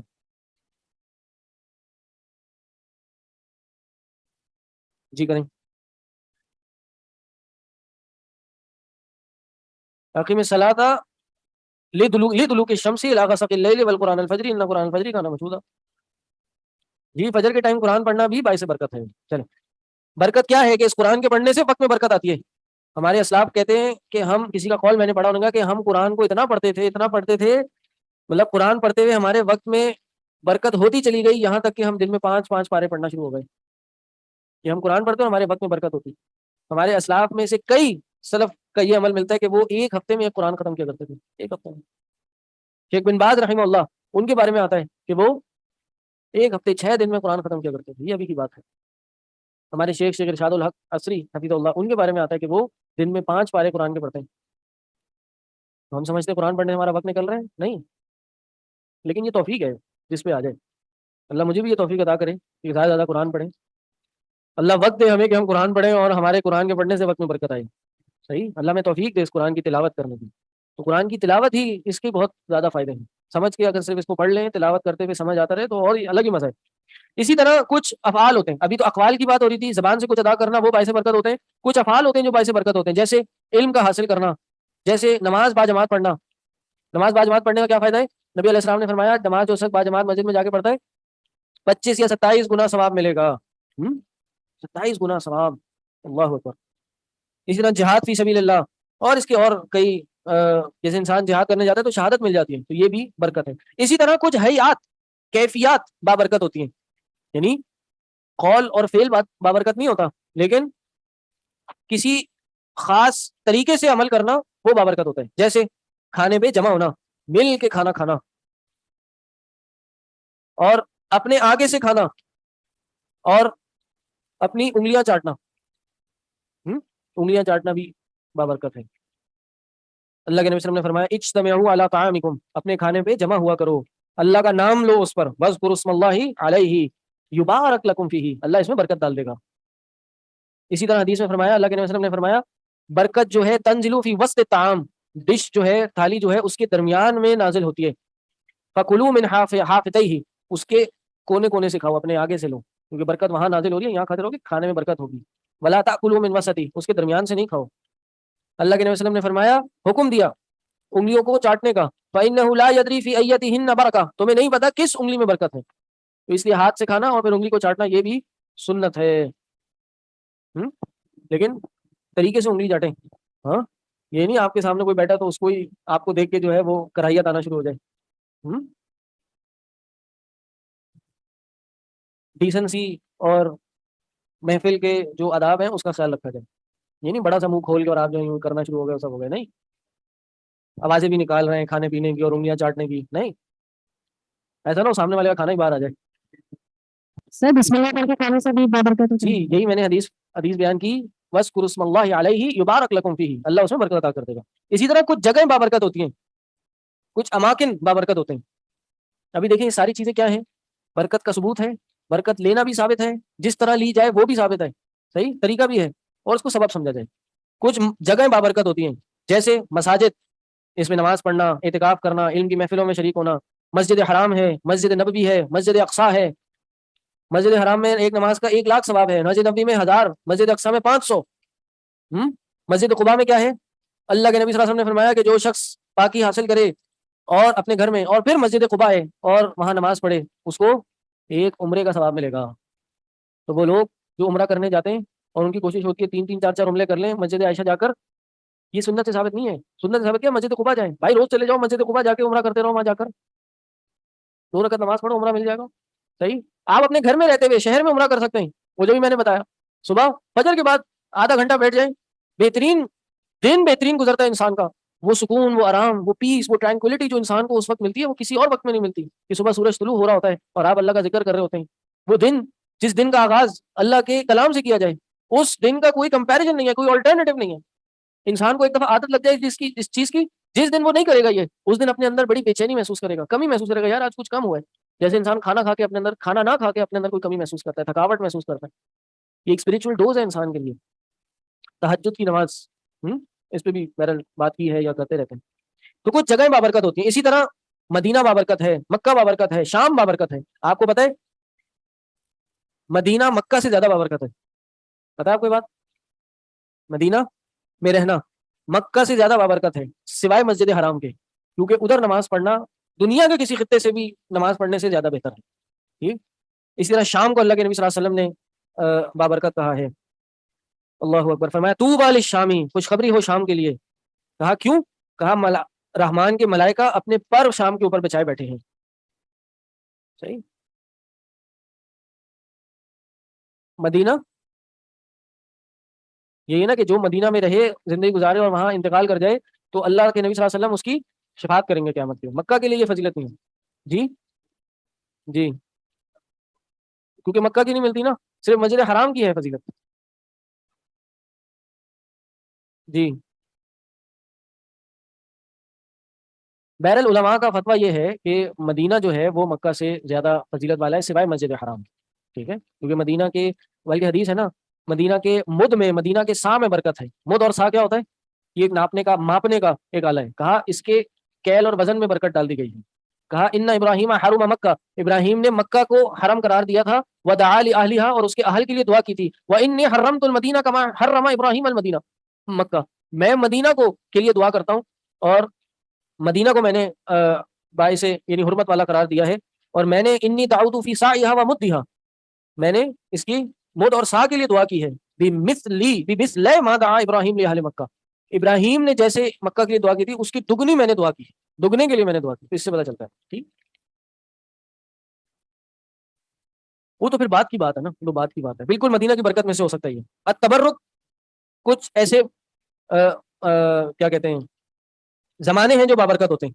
कैसे? जैसे रमजान का महीना है और हज जुलहज के शुरू के 10 दिन है और जुमे का दिन है और रात का आखिरी पहर है और रमजान के आखिरी 10 रातें हैं, उसमें लैलतुल कदर है और सुबह का टाइम बाबरकत है, बेहतरीन। सुबह को अल्लाह के नबी सल्लल्लाहु अलैहि वसल्लम ने बरकत की दुआ करार की है। क्या दुआ की है? अल्लाहुम्मा बारिक ली उम्मती फी बुकूरिहा, अल्लाह इनके सुबह के वक्त में बरकत अता कर दे। जी, इसी तरह कुछ खाने बाबरकत होते हैं, जैसे जैतून को बाबरकत कहा जैतून खाओ, इसका तेल निकालो, ये एक बाबरकत दरख्त में से है। फ़इन्नहु मिन शजरतिन मुबारकतिन। इसी तरह दूध को बाबरकत कहा, अल्लाह के नबी सल्लल्लाहु अलैहि वसल्लम ने दूध को बाबरकत कहा है। कहा घर में कितनी बरकत या बरकतें हैं जिसके जब दूध की बात की गई, घर में दूध लाया गया। इसी तरह घोड़ों को अल्लाह ने बाबरकत कहा है। इसी तरह खजूर को बाबरकत कहा है। जी करम जी को। तो ये सारी चीजें हैं जिनको, कुछ मिसालें हैं जिनको शरीयत ने बाबरकत कहा है। जायज तबर्रुकात हैं, क्या है? जायज तबर्रुकात। अब आ जाते हैं उन मिसालों पर जो नाजायज तबर्रुकात हैं, जिनसे तबर्रुक लेना नाजायज है। नंबर 1, ऐसे मकान जिनके बारे में नाजायज बरकत लेना, यानी वो मकान या वो चीजें जो गैर मशरू हैं, जो लोगों में आम है। असल बात ये जो लोगों में आम है और जो गैर मशरू है, जैसे मस्जिद के दरवाजों को चूमना, मस्जिद की चौखट को चूमना। इमरान खान साहब गए थे ना, मजार की कब्र की चौखट को, मजार के कमरे की चौखट को चूमा था उन्होंने, जो हवा मच गया था कि ये तो सज्जा कर दिया भाई, तकफीर करने पहुंच गए लोग, बल्कि करी थी लोगों ने, ये तो काफिर हो गया, उन्होंने सज्जा कर दिया। तो सज्जा नहीं किया था उन्होंने। अच्छा, ये अच्छी केस स्टडी आ गई। मस्जिद की चौखट को चूमना और मजार की चौखट को चूमना, मस्जिद की चौखट से तबर्रुक करना और मजार की चौखट से तबर्रुक करना, तबर्रुक की शराइत में से इनमें फर्क है। क्या फर्क है? मस्जिद बाबरकत है, मस्जिद से बरकत ली जाएगी। किस तरह ली जाएगी? चूम के नहीं ली जाएगी। इसलिए तीसरी शर्त पे आके ये फेल हो गया मस्जिद वाला मैटर, कि मस्जिद के दरवाजे को या चौखट को चूमना। लेकिन मजार पहले में ही फेल है। मजार से बरकत, हाथ से मजार में बरकत होना यही साबित नहीं है। मजारात से कबूर से बरकत लेना ये बिलौला साबित नहीं है। फिर वो वजह मशरू तरीका सुन्नत से साबित ही कैसे हो सकता है कि इस तरह बरकत ली जाए? मजार ही साबित नहीं है। अल्लाह के नबी सल्लल्लाहु अलैहि वसल्लम ने फरमाया कि हजरत अली फरमाते हैं कि अल्लाह के नबी सल्लल्लाहु अलैहि वसल्लम ने जब फतह मक्का की तो क्या कहा हर ऐसी कब्र जो एक बालिश से ऊपर हो उसको जाके तोड़ दो, मिटा दो। आज हमारे यहाँ कितने बड़े बड़े ऊंचे ऊंचे मज़ारात बनाए जाते हैं, संगे मरमर के लगाया जाता है, उसके अंदर मार्बल लगाया जाता है, पता नहीं क्या कुछ लगाया जाता है, पंखा भी लगाते हैं, गर्मी लगती है, लाइट लगाते हैं। हाँ, डेली सफाई होती है, खुशबुएं लगाई जाती हैं, अगरबत्तियां लगाई जाती हैं। किसी ने बड़ी अच्छी बात कही, उन्होंने कहा भाई जिसकी कब्र में गर्मी हो, जिसकी कब्र में सख्त गर्मी का अजाब हो रहा हो, तारीकी हो जिसकी कब्र में, उसको आपके 18 वोल्ट की लाइट क्या नूर देगी? आपका लगाया हुआ पंखा क्या उसको ठंडक देगा? कुछ नहीं देगा। इसी तरह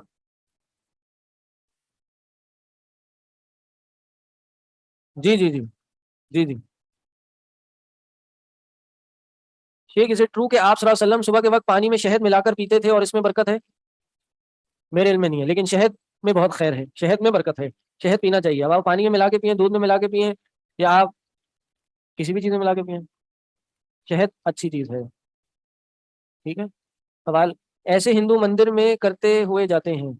जी बिल्कुल, तो मुसलमान भी ऐसे करते हैं, और खासकर ये इंडिया पाकिस्तान, क्योंकि बाप दादाओं ने यही मंदिर वाला ही सेटअप देखा है। किसी ने बड़ी अच्छी कंपैरिजन बनाया, कंपैरिजन क्या, बड़ा सिमिलैरिटी दिखाई। ये देखिए, ये है हिंदू, ये कैसे अपने मंदिर में जाके काम करते हैं, और ये मुसलमान। फर्क ये है कि इनका जो बुत है वो खड़ा है और इनका बुत लेटा हुआ है, इनका बुत नजर आ रहा है सामने है, इनका बुत जो है कब्र के अंदर मौजूद है। सिर्फ ये फर्क है। वरना आप मंदिर जाए, वहां भी लंगर बट रहे हैं, वहां भी चादरें चढ़ाई जा रही हैं, वहां भी फूल चढ़ाए जा रहे हैं, मज़ारों पर भी चादरें चढ़ाई जा रही हैं, वहां भी फूल चढ़ाए जा रहे हैं। मंदिर में जाकर वो हिंदू यूं हाथ बांधता है, मुसलमान यूं हाथ खोलता है, वही फर्क है। मंदिर में जाकर जो हिंदू है वो भी वहां बैठता है, वक्त गुजारता है, वहां कुछ अपने जो भी मामलात है वो करता है। मुसलमान भी मजार पे जाके काम करता है, नाम नेहाद मुसलमान। तो कुछ जगह हैं जो गैर जायज तबर्रुकात हैं। इसी तरह कब्रें आ गई, खबरों पे बात हो गई, ادھر دعا کرنا اور ادھر یہ عقیدہ رکھنا. اسی طرح آپ دیکھیں انبیاء کی قبر کے پاس بھی جا کر وہاں نماز پڑھنا اللہ کے لیے، اس جگہ کو بابرکت سمجھنا، یہ بھی جائز نہیں ہے، یہ بھی ناجائز تبرکات میں سے. شیخ الاسلام ابن تیمیہ نے ذکر کیا، بلکہ کہا ہے یہ اللہ رسول کی مخالفت ہے، جنگ ہے، دین میں بدعت ہے یہ کہ ایک انسان وہاں نماز پڑھے اللہ کے لیے انبیاء کی قبر کے پاس. اسی طرح شیخ الاسلام ابن تیمیہ نے لکھا ہے کہ کوئی شخص غار ہرا جائے، غار ہرا جائے، وہاں نماز پڑھے اور دعا کرے، یا غار ثور جائے اور وہاں جائے وہاں نماز پڑھے، یا پھر طور کے پہاڑ پہ جائے وہاں جہاں اللہ نے موسیٰ علیہ السلام سے کلام کیا تھا، اور اس لیے جائے کہ وہاں جا کے نماز پڑھے اور دعا کرے. اسی طرح کے اور کئی جگہوں پر وہ جائے جو مقامات انبیاء ہیں. یہ ساری چیزیں جو ہیں یہ بدعت ہیں، یہ غیر جائز ہیں، یہ ناجائز ہیں. سر جیسے عمرے پہ جاتے تو وہاں بہت سارے ہمیں زیارت کرواتے ہیں، تو وہاں پہ ہم دونوں نفل پڑھتے ہیں ایسے کہ زمین گواہ ہو جائے، تو وہ صحیح ہے؟ دیکھیں زمین گواہ ہو جائے، زمین گواہ ہونے کی تو آپ کہیں بھی جا کے پڑھ لیں. یہ رہا غار ہرا، اس سے 500 میٹر دور جا کے پڑھ لیں، زمین تو وہاں بھی ہے. ضروری ہے غار ہرا کے اندر جا کے پڑھیں اور کیمرہ بھی لگائیں، کھینچو میری تصویر میں غار ہرا میں نماز پڑھ رہا ہوں، غار ہرا میں دعا مانگ رہی ہوں. نہیں، اس کا مقصد ہم اس جگہ کو افضل سمجھ رہے ہیں.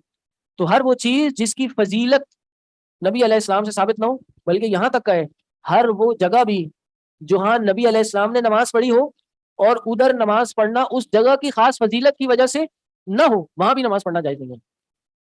حضرت جی دیکھنے کے لیے جائیں، نماز کا وقت آ جائے آپ وہاں پہ نماز اس وقت کی وجہ سے پڑھ سکتے ہیں، لیکن خاص وہاں جایا جائے نماز پڑھی جائے یہ جائز نہیں ہے. اگر ہوتا، اگر جیسے کہا نا طور پہاڑ ثور، غار ثور میں جا کر، ہرا میں جا کر نماز پڑھنا، تو صحابہ سب سے پہلے جا کے نمازیں پڑھتے وہاں جا کر. وہ یہ مکہ مدینہ اور یہ علاقے چھوڑتے ہی نہیں، دنیا میں پھیلتے ہی نہیں، وہ یہیں جا کے نمازیں پڑھتے رہتے. ہاں تو وہاں تو پڑھنا ثواب ہے نا. جی جی وہ تو ثواب ہے کہ جس نے یہاں 2 رکعت نماز پڑھ لی جیسے اس نے جنت میں پڑھ لی. جی جی جی. اور پھر مسجد نبوی ہے نا، وہ مسجد نبوی میں تو ویسے ہی کہیں بھی کونے میں کھڑو کہ آپ کب بھی جتنی بھی نمازیں پڑھیں جائز ہے، مکروہ وقت نہ ہو بس. ہاں میں آ رہا ہوں اس پہ. وہ جگہیں، اچھا شیخ عبدالعزیز بن باز ان کا فتویٰ ہے، کہہ رہے ہیں وہ جگہ جس رستے پہ نبی علیہ السلام نے ہجرت کی تھی، ہجرت کرتے ہوئے کہیں رکے ہوں گے، نماز پڑھی ہوگی، بیٹھے ہوں گے، خیمہ لگایا ہوگا، کہا ان جگہوں پہ بھی نماز نہیں پڑھی جا سکتی، ان جگہوں کو بھی بابرکت نہیں سمجھا جا سکتا. اسی طرح وہ جگہیں جہاں پر نبی علیہ السلام نے نماز پڑھی اتفاقی طور پر کہ وہ کسی سفر میں تھے اور اس جگہ پر نماز پڑھنا خاص نہیں تھا، یعنی اس لیے نہیں پڑھی کہ یہ جگہ خاص ہے نماز پڑھنے کے لیے، بس وہ رستہ تھا، اتفاقی طور پہ وقت آیا یا فرصت ملی نماز پڑھ لی، لیکن اس جگہ کی خصوصیت کی وجہ سے وہاں نماز نہیں پڑھی، تو اس جگہ پہ نماز پڑھنا بھی صحیح نہیں ہے. کیوں؟ بعض لوگ حضرت عمر کے زمانے میں نبی علیہ السلام کے پاس اس درخت کے نیچے جاتے تھے. جی کون سا درخت؟ یبایعونک تحت الشجرہ، صلح حدیبیہ جہاں ہوئی تھی، کہ ادھر جا کر لوگوں نے نماز پڑھنا شروع کر دی تھی. ہے نہیں، نبی علیہ السلام نہیں کھڑے ہوئے وہاں پر، صحابہ کھڑے نہیں ہوئے، کوئی غیر اہم جگہ ہے، معمولی سی جگہ ہے، بڑی اہمیت ہے اس کی. صلح حدیبیہ ہی اسلام کی فتح کا باعث بنی تھی، صلح حدیبیہ ہوئی تو اسلام پھیلا تھا، صلح حدیبیہ ہوئی تو کئی لوگ مسلمان ہوئے، صلح حدیبیہ ہوئی تو اسلام مضبوط ہوا. اور جس درخت کے نیچے ہوئی کوئی عام درخت ہوگا؟ آپ کہیں سبحان اللہ. ہاں بھائی وہ عام درخت ہی تھا، لوگوں نے اس کو اہم جاننا شروع کر دیا، جا کے وہاں نماز پڑھنا شروع کر دی. حضرت عمر نے اس کو درخت کو ہی کٹوا دیا، نہ رہے گا باس نہ بجے گی بانسری، کہ بھائی یہ درخت اہم نہیں ہے، وہ جو معاہدہ ہوا تھا صحابہ نے کیا تھا، وہ جذبہ تھا، وہ ایمان تھا، وہ اہم ہے، وہ لاؤ اپنے اندر. جا کے درخت کے نیچے نماز پڑھنا شروع کر دی.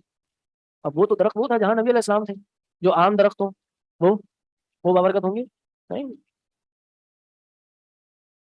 میں تو کہہ رہا ہوں جس جگہ پر نبی علیہ السلام نے نماز پڑھی. اب آپ کو ایک اشکال، ایک سوال ہو سکتا ہے، واٹ اباؤٹ جنت البقیع؟ بھائی وہ تو قبرستان ہے، قبرستان میں نماز پڑھنا ہی جائز نہیں ہے، قبرستان میں نماز نہیں پڑھ سکتے، منع ہے. ٹھیک، آپ کو ایک اشکال ہوگا کہ بھائی حضرت عمر تو، حضرت عبداللہ بن عمر وہ تو جہاں نبی علیہ السلام بیٹھتے تھے وہاں بھی جا کے بیٹھا کرتے تھے، جس جگہ نبی علیہ السلام سفر کے دوران نماز پڑھا کرتے تھے انہوں نے بھی وہیں جا کے نماز پڑھی. تو آپ تو کہہ رہے ہیں یہ جائز نہیں ہے، یہ صحیح نہیں ہے، اور یہ ناجائز تبرکات میں سے ہے. کیا سب جواب ہے اس کا؟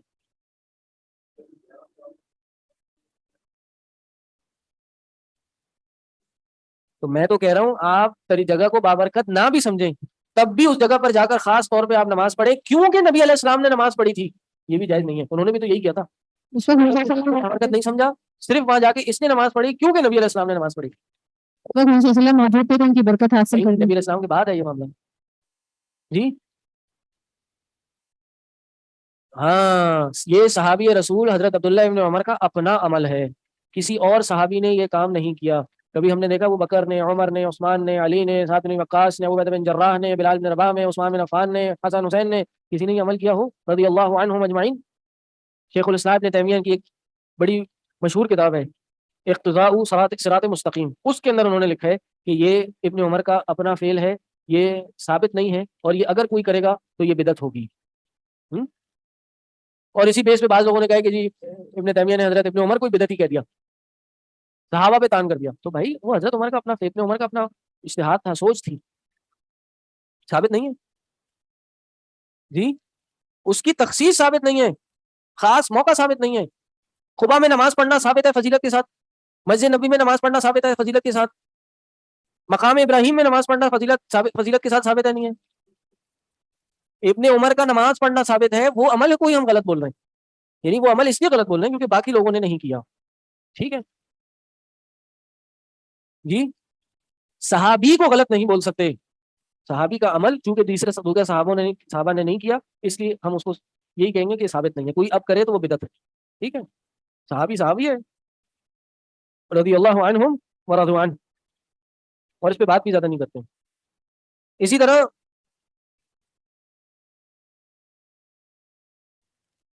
ऐसे जमाने जो बाबरकत हैं, ऐसे औकात, ऐसे टाइम्स जो बाबरकत हैं, उनमें ऐसे काम करना जो साबित नहीं है। जैसे लैलतुल कदर की रात आई, अब लैलतुल कदर बाबरकत है, लैलतुल कदर में बहुत खास अमाल मौजूद हैं, लेकिन इसमें बाजमात इकट्ठे होकर आप सलातुन तस्बीह पढ़ें, ये साबित नहीं है। असलन सलातुन तस्बीह का ही जो मामला है ये मुख्तलफी है कि ये साबित है या नहीं है। जितनी भी हदीसें आई हैं सलातुन तस्बीह की वो ज़ईफ़ है, जितनी भी हदीसें आई हैं। उलमा का इस बात पे इख्तिलाफ है कि ये सब हदीसें मिलकर हसन हो जाती हैं या नहीं होती, यानी ऐसी हदीस कि जिस पे अमल कर सकते हैं नहीं कर सकते, ये इख्तिलाफ है। सही बात यह है कि ये साबित नहीं है, नहीं पढ़नी चाहिए। अगर साबित होती तो बड़े बड़े सहाबा इसको पढ़ते, बड़े बड़े सहाबा से साबित होता। इस हदीस में अल्फाज है कि अल्लाह के वसल्लम ने पता नहीं किसको सिखाई, एक शख्स को बोला, वो शख्स कौन है किसी को पता ही नहीं जी।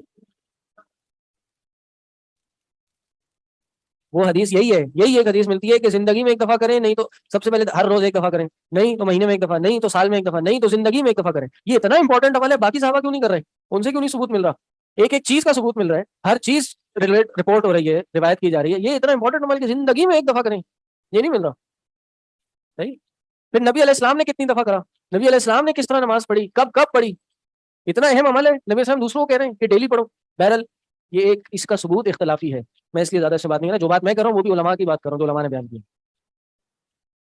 अल्लाहु अकबर। ठीक, इसी तरह कुछ दिनों को खास कर लेना, कुछ दिनों को बाबरकत बना लेना, जैसे ईद मिलादुन नबी बना लेना, और उसमें सुबह की नमाज भी पढ़ना, उस दिन रोजा भी रखना, उस रात को बड़ी रात समझना, शब बारात की रात को बड़ी रात समझना, शब मेराज की रात को बड़ी रात समझना।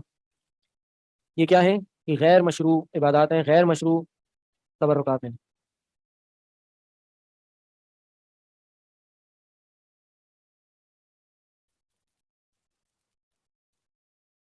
इसी तरह हिजरत के दिन को, बदर के दिन को, फतह मक्का के दिन को, ये दिन साबित हैं, लेकिन इनसे बरकत लेना और इस दिन बरकत वाले काम करना या ऐसे काम करना जिससे बरकत का अकीदा रखा जाए, ये साबित नहीं है, तो ये भी जायज़ नहीं है। और आखिर में किसी नेक शख्स की ज़ात से तबर्रुक करना ये जायज़ नहीं है, क्योंकि सहाबा ने किसी बड़े सहाबी की ज़ात से बरकत के हुसूल का अकीदा नहीं रखा। अगर होता तो सहाबा सबसे पहले खुलफाए राशिदीन से, अशरा मुबश्शिरीन बिल जन्नह से तबर्रुक हासिल करते। क्या ये आज के औलिया, आज के बुजुर्ग अशरा मुबश्शिरीन बिल जन्नह से अफजल हैं? वो लोग जिनको दुनिया में अल्लाह के नबी सल्लल्लाहु अलैहि वसल्लम ने जन्नत की बशारत दे दी, जन्नत का टिकट आपने पकड़ा दिया। जुम्मे का दिन बरकत वाला है, बिल्कुल है, लेकिन जुम्मे के दिन को मुबारक कहना ये साबित नहीं है, जुम्मा मुबारक हो, सही, जुम्मा मुबारक कहना साबित नहीं है। अक्सर लोगों के मैसेज आते जुम्मे के दिन, जुम्मा मुबारक, सही। बस जो साबित है उसी को इबादत समझ के किया जाए। एक और ऐसी एग्जांपल प्लीज बता दें जो बरकत تو ہے لیکن برکت حاصل کرنا جائز نہیں ہے. ایک میں نے آپ کو مسلمان کی مثال دی ہے, ٹھیک ہے, اور ابھی ذہن میں نہیں ہے, پھر انشاءاللہ دے دیں گے. ٹھیک ہے جی, یہاں کوئی سوال؟ قرآن بھی ہو سکتا ہے جو ہے وہ برکت حاصل ایسے سر پہ جب شادیاں ہو رہی سر پہ رکھتے ہیں تو برکت حاصل کرنے کے لیے. قرآن بابرکت ہے, قرآن سے برکت لی جائے گی, لیکن کیسے لی جائے گی یہ بھی ثابت ہونا چاہیے, پڑھ کے لی جائے. یہاں تک کہ لٹکا کے بھی آپ قرآن سے برکت نہیں لے سکتے, ہم نے پورا تفصیلی چیپٹر پڑھا پیچھے. اور جیسے کہہ رہے ہیں کہ سر پہ رکھ کے شادی میں خوب گانا بجانا ڈانس کیا مہندی مائیوں پہ, نکاح کے بعد بیٹی کو سر پہ قرآن رکھ کے قرآن کے سائے میں آپ لے کے جا رہے ہیں. قرآن کا تو سایہ ہے ہی, لیکن گناہوں کا بھی بہت بڑا سایہ ہے, جس کی وجہ سے اور سائے بھی چڑھ جاتے ہیں بعد میں. رمضان مبارک کہہ سکتے ہیں, ہاں عید پہ تو ہے.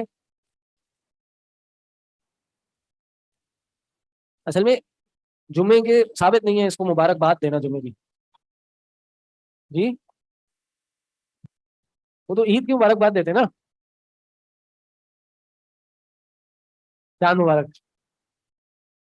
حدیث میں ہے نا, قد جاءکم رمضان شہر مبارک, آ گیا بھائی رمضان, یہ بڑا بابرکت مہینہ ہے, مبارک ہے. بہرحال یہ بھی اس طرح سے تو نہیں ملتا, تو یہ نہیں کہنا چاہیے, اور اصل عبادت کو وہی کرنا چاہیے جو جس کے ثبوت نہیں. رمضان آیا تو بھائی اب اس کی تیاری کرنی چاہیے, اس کو مبارکبادیں دیتے پڑے. عید کی بھی مبارکباد جو دی جاتی ہے وہ ہماری زبان میں مبارکباد ہے. دیکھیں ایک ہے شرعی عمل کی مبارکباد دینا, ایک ہے کسی خوشی کی مبارکباد دینا, تو دونوں میں فرق ہے. عید کی مبارکباد کس طرح ہے, وہ یہ ہے نا کہ تقبل اللہ منا ومنکم صالح الاعمال, یہ اس طرح مبارکباد دی ہے. یہ تو ہمارا بنایا ہوا طریقہ ہے, مبارک ہوگی, عید مبارک, شادی مبارک. جمعہ مبارک کیوں ہے, جمعہ کیوں بابرکت ہے, یا جمعے کی کیا فضیلت ہے؟ جی نہیں, اس کے عمل کی وجہ سے ہے نا, کہ جمعے کو جمعے کی نماز ہوتی ہے, جمعے کو وہ ایک گھڑی ہے جس میں دعا رد نہیں ہوتی, جمعے کو قرآن پڑھنا چاہیے, جمعے کا دن جنت میں بھی ہوگا, یہ جمعے کے فضائل ہیں, تو عبادت ہے نا اس دن. اب آپ اس کی مبارکباد کیا دیں گے؟ ٹھیک ہے, بہرحال عرب علماء کے فتاوے ان سے بچنا چاہیے. جی جی جمعہ مبارک یہی ہے نا کہ آپ دعائی دے رہے ہیں, ٹھیک ہے. بہرحال شیخ صالح فوزان کا اس میں فتویٰ ہے کہ جمعہ مبارک نہیں کہہ سکتے, یہ بدعت ہے, یہ ثابت نہیں ہے. بدعت تو نہیں کہا انہوں نے کہا ثابت نہیں. کسی کام کو شروع کرنے کے لیے کوئی دن فکس کر لینا کہ یہ دن اچھا ہے, کیسے اچھا ہے؟ جیسے شادی کا دن جو ہے جمعے کا دن بنایا جا سکتا ہے, کیونکہ یہ سنت سے ثابت ہے, صحیح. جمعے کے دن نکاح کیا جا سکتا ہے, کرنا چاہیے. اسی طرح جمعے کے دن نبی علیہ السلام نے فرمایا تھا نا کہ جمعے کے دن کیا موسیٰ کو ان کی قوم سے نجات دی گئی تھی, یہی دن ہے جس دن قیامت آئے گی, ٹھیک ہے. اور بھی اس کے کچھ فضائل ہیں. آدم علیہ السلام کی تخلیق اس دن ہوئی تھی, اور اس میں اس دن نبی علیہ السلام پہ کثرت سے درود بھیجا جائے, صحیح, کثرت سے درود بھیجا جائے, یہ بھی حدیث ہے.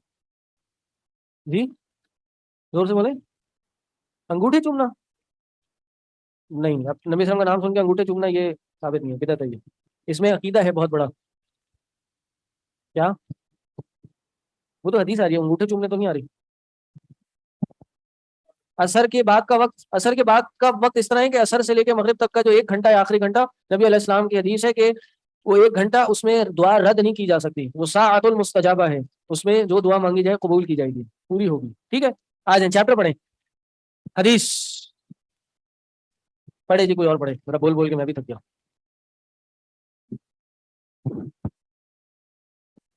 جی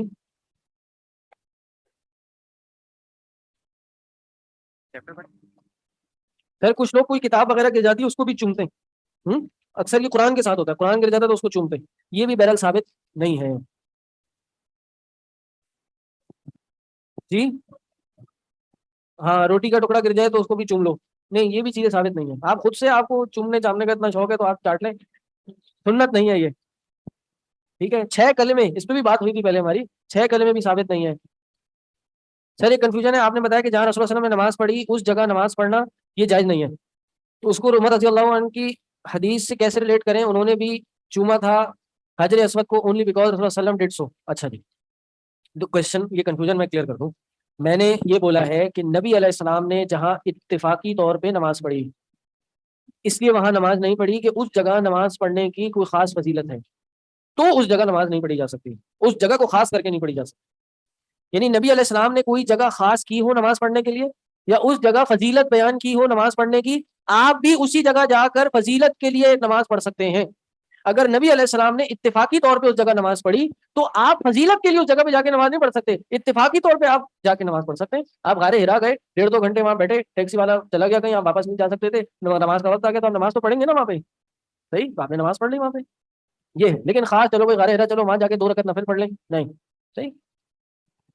اچھا، یہ حضرت عمر کی حدیث ہے کہ اس نے انہوں نے حضرت اسود کو کہا کیا کہ تم مجھے نہ کوئی فائدہ دے سکتے ہو نہ نقصان دے سکتے ہو، میں تمہیں اس لیے چوم رہا ہوں کیونکہ نبی علیہ السلام نے چوما تھا، صحیح۔ تو یہ نبی علیہ السلام کا صرف فعل نہیں تھا، عام فعل نہیں تھا، نبی علیہ السلام نے حج کا طریقہ بتایا تھا، اور نبی علیہ السلام کا حج کا طریقہ بتانے میں عمومی حدیث ہے، خذوا منی مناسککم، اپنے جو مناسک ہے وہ مجھ سے لے لو، یعنی میں جس طرح کر رہا ہوں بس اسی طرح کرو۔ یعنی حج اگر کسی نے کرنا ہے، عمرہ کسی نے کرنا ہے، تو وہ نبی علیہ السلام نے جس طرح کیا ہے وہ سب اسی طرح کرنا ہے۔ اسی طرح نماز ہے، نبی علیہ السلام کی عمومی حدیث ہے، صلوا کما رأیتمونی اصلی، نماز اس طرح پڑھو جس طرح مجھے پڑھتے دیکھو۔ تو ہر وہ عمل جو نبی علیہ السلام نے نماز میں کیا ہے وہ ہمارے لیے کرنا مستحب ہے، کر سکتے ہیں ہم نماز کے اندر، لیکن یہ نہیں کہا کہ جس جگہ بھی مجھے نماز پڑھتے ہوئے دیکھو تم بھی وہاں پڑھو، کہا ہے کہیں پہ؟ جی نہیں کہا، تو اس لیے اس چیز سے بچنا چاہیے۔ آئی ہوپ کلیئر ہو گیا ہوگا، جی پڑھیں۔ اللہ تعالیٰ کا ارشاد ہے افرأیتم اللات والعزی اعوذ باللہ من اعوذ الشیطان باللہ من الرجیم، الشیطان الرجیم افرأیتم اللات والعزی ومناة الثالثة الأخرى، بھلا تم نے کبھی لات، عزا اور تیسری حقیر دیوی منات کے بارے میں بھی غور کیا ہے؟ سیدنا ابو واقد اس کے آگے بھی قرآن کی آیت ہے آپ کے پاس یا صرف یہی ہے؟ یہی ہے سر۔ اچھا کوئی حافظ ہے یہاں پہ؟ اچھا حافظ آپ نے پوری آیت کیا ہے؟ افرأیتم اللات والعزی، ومناة الثالثة الأخرى، ہاں اس سے پہلے کیا ہے؟ افرأیتم اس سے پہلے کیا ہے؟ سورہ نجم کی ہے نا یہ؟ جی سورہ نجم کیا ہاں ہے؟ اس سے پہلے کیا ہے افرأیتم اللات والعزی ومناة الثالثة الأخرى کہ ہم نے، ألکم الذکر وله الأنثى، یہ تو آگے ہے، پہلے کیا ہے؟ لقد رآہ لقد رآه من آیات ربه الکبریٰ، لقد رآہ من آیاته ربه من آیاتی ربہ الکبریٰ، اور آگے افرأیتم اللات پھر والعزی، آ گیا، ہاں جی، یعنی اللہ نے نبی علیہ السلام کو معراج کرائی، جنت دکھائی، اور کہا کہ ہم نے اللہ نے، بلکہ ملائکہ نے جو نبی علیہ السلام کو لے گئے تھے، رآہ من آیاتی ربہ الکبریٰ، رب کی بڑی بڑی نشانیاں دیکھی، کتنی بڑی بڑی مخلوقات دیکھی اللہ کے نبی صلی اللہ علیہ وسلم نے۔ پھر کہا افرأیتم اللات والعزی، کیا تم یہ لات عزا کو دیکھ رہے ہو؟ والمناة الثالثة الأخرى، اور جو منات ہے یہ کون تھے؟ اصل میں اس زمانے اس مشرکین مکہ کے 3 بڑے بت تھے، ہر ایک قبیلے کا خاص یہ بت تھا، لات، منات، عزا، لات، منات، عزا۔ اصل میں کیا تھا یہ لات؟ اچھا یہ نام بھی اللہ کے ناموں سے لیے ہیں، غور کریں، لات جو نام ہے یہ لفظ اللہ سے، منات لفظ منان سے ہے، عزا کس سے؟ عزیز سے ہے۔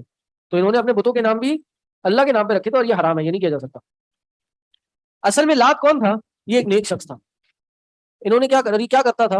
اچھا اس کا نام بھی ایک اور وجہ سے بھی ہے، اور وہ کیا ہے کہ یہ لوگوں کو ستو پلایا کرتا تھا، جو حاجی آتے تھے نا حج کر کے تو یہ لوگوں کو ستو بنا کے پلایا کرتا تھا، لتا یلتو اس سے نکلے، تو یہ نیک آدمی تھا۔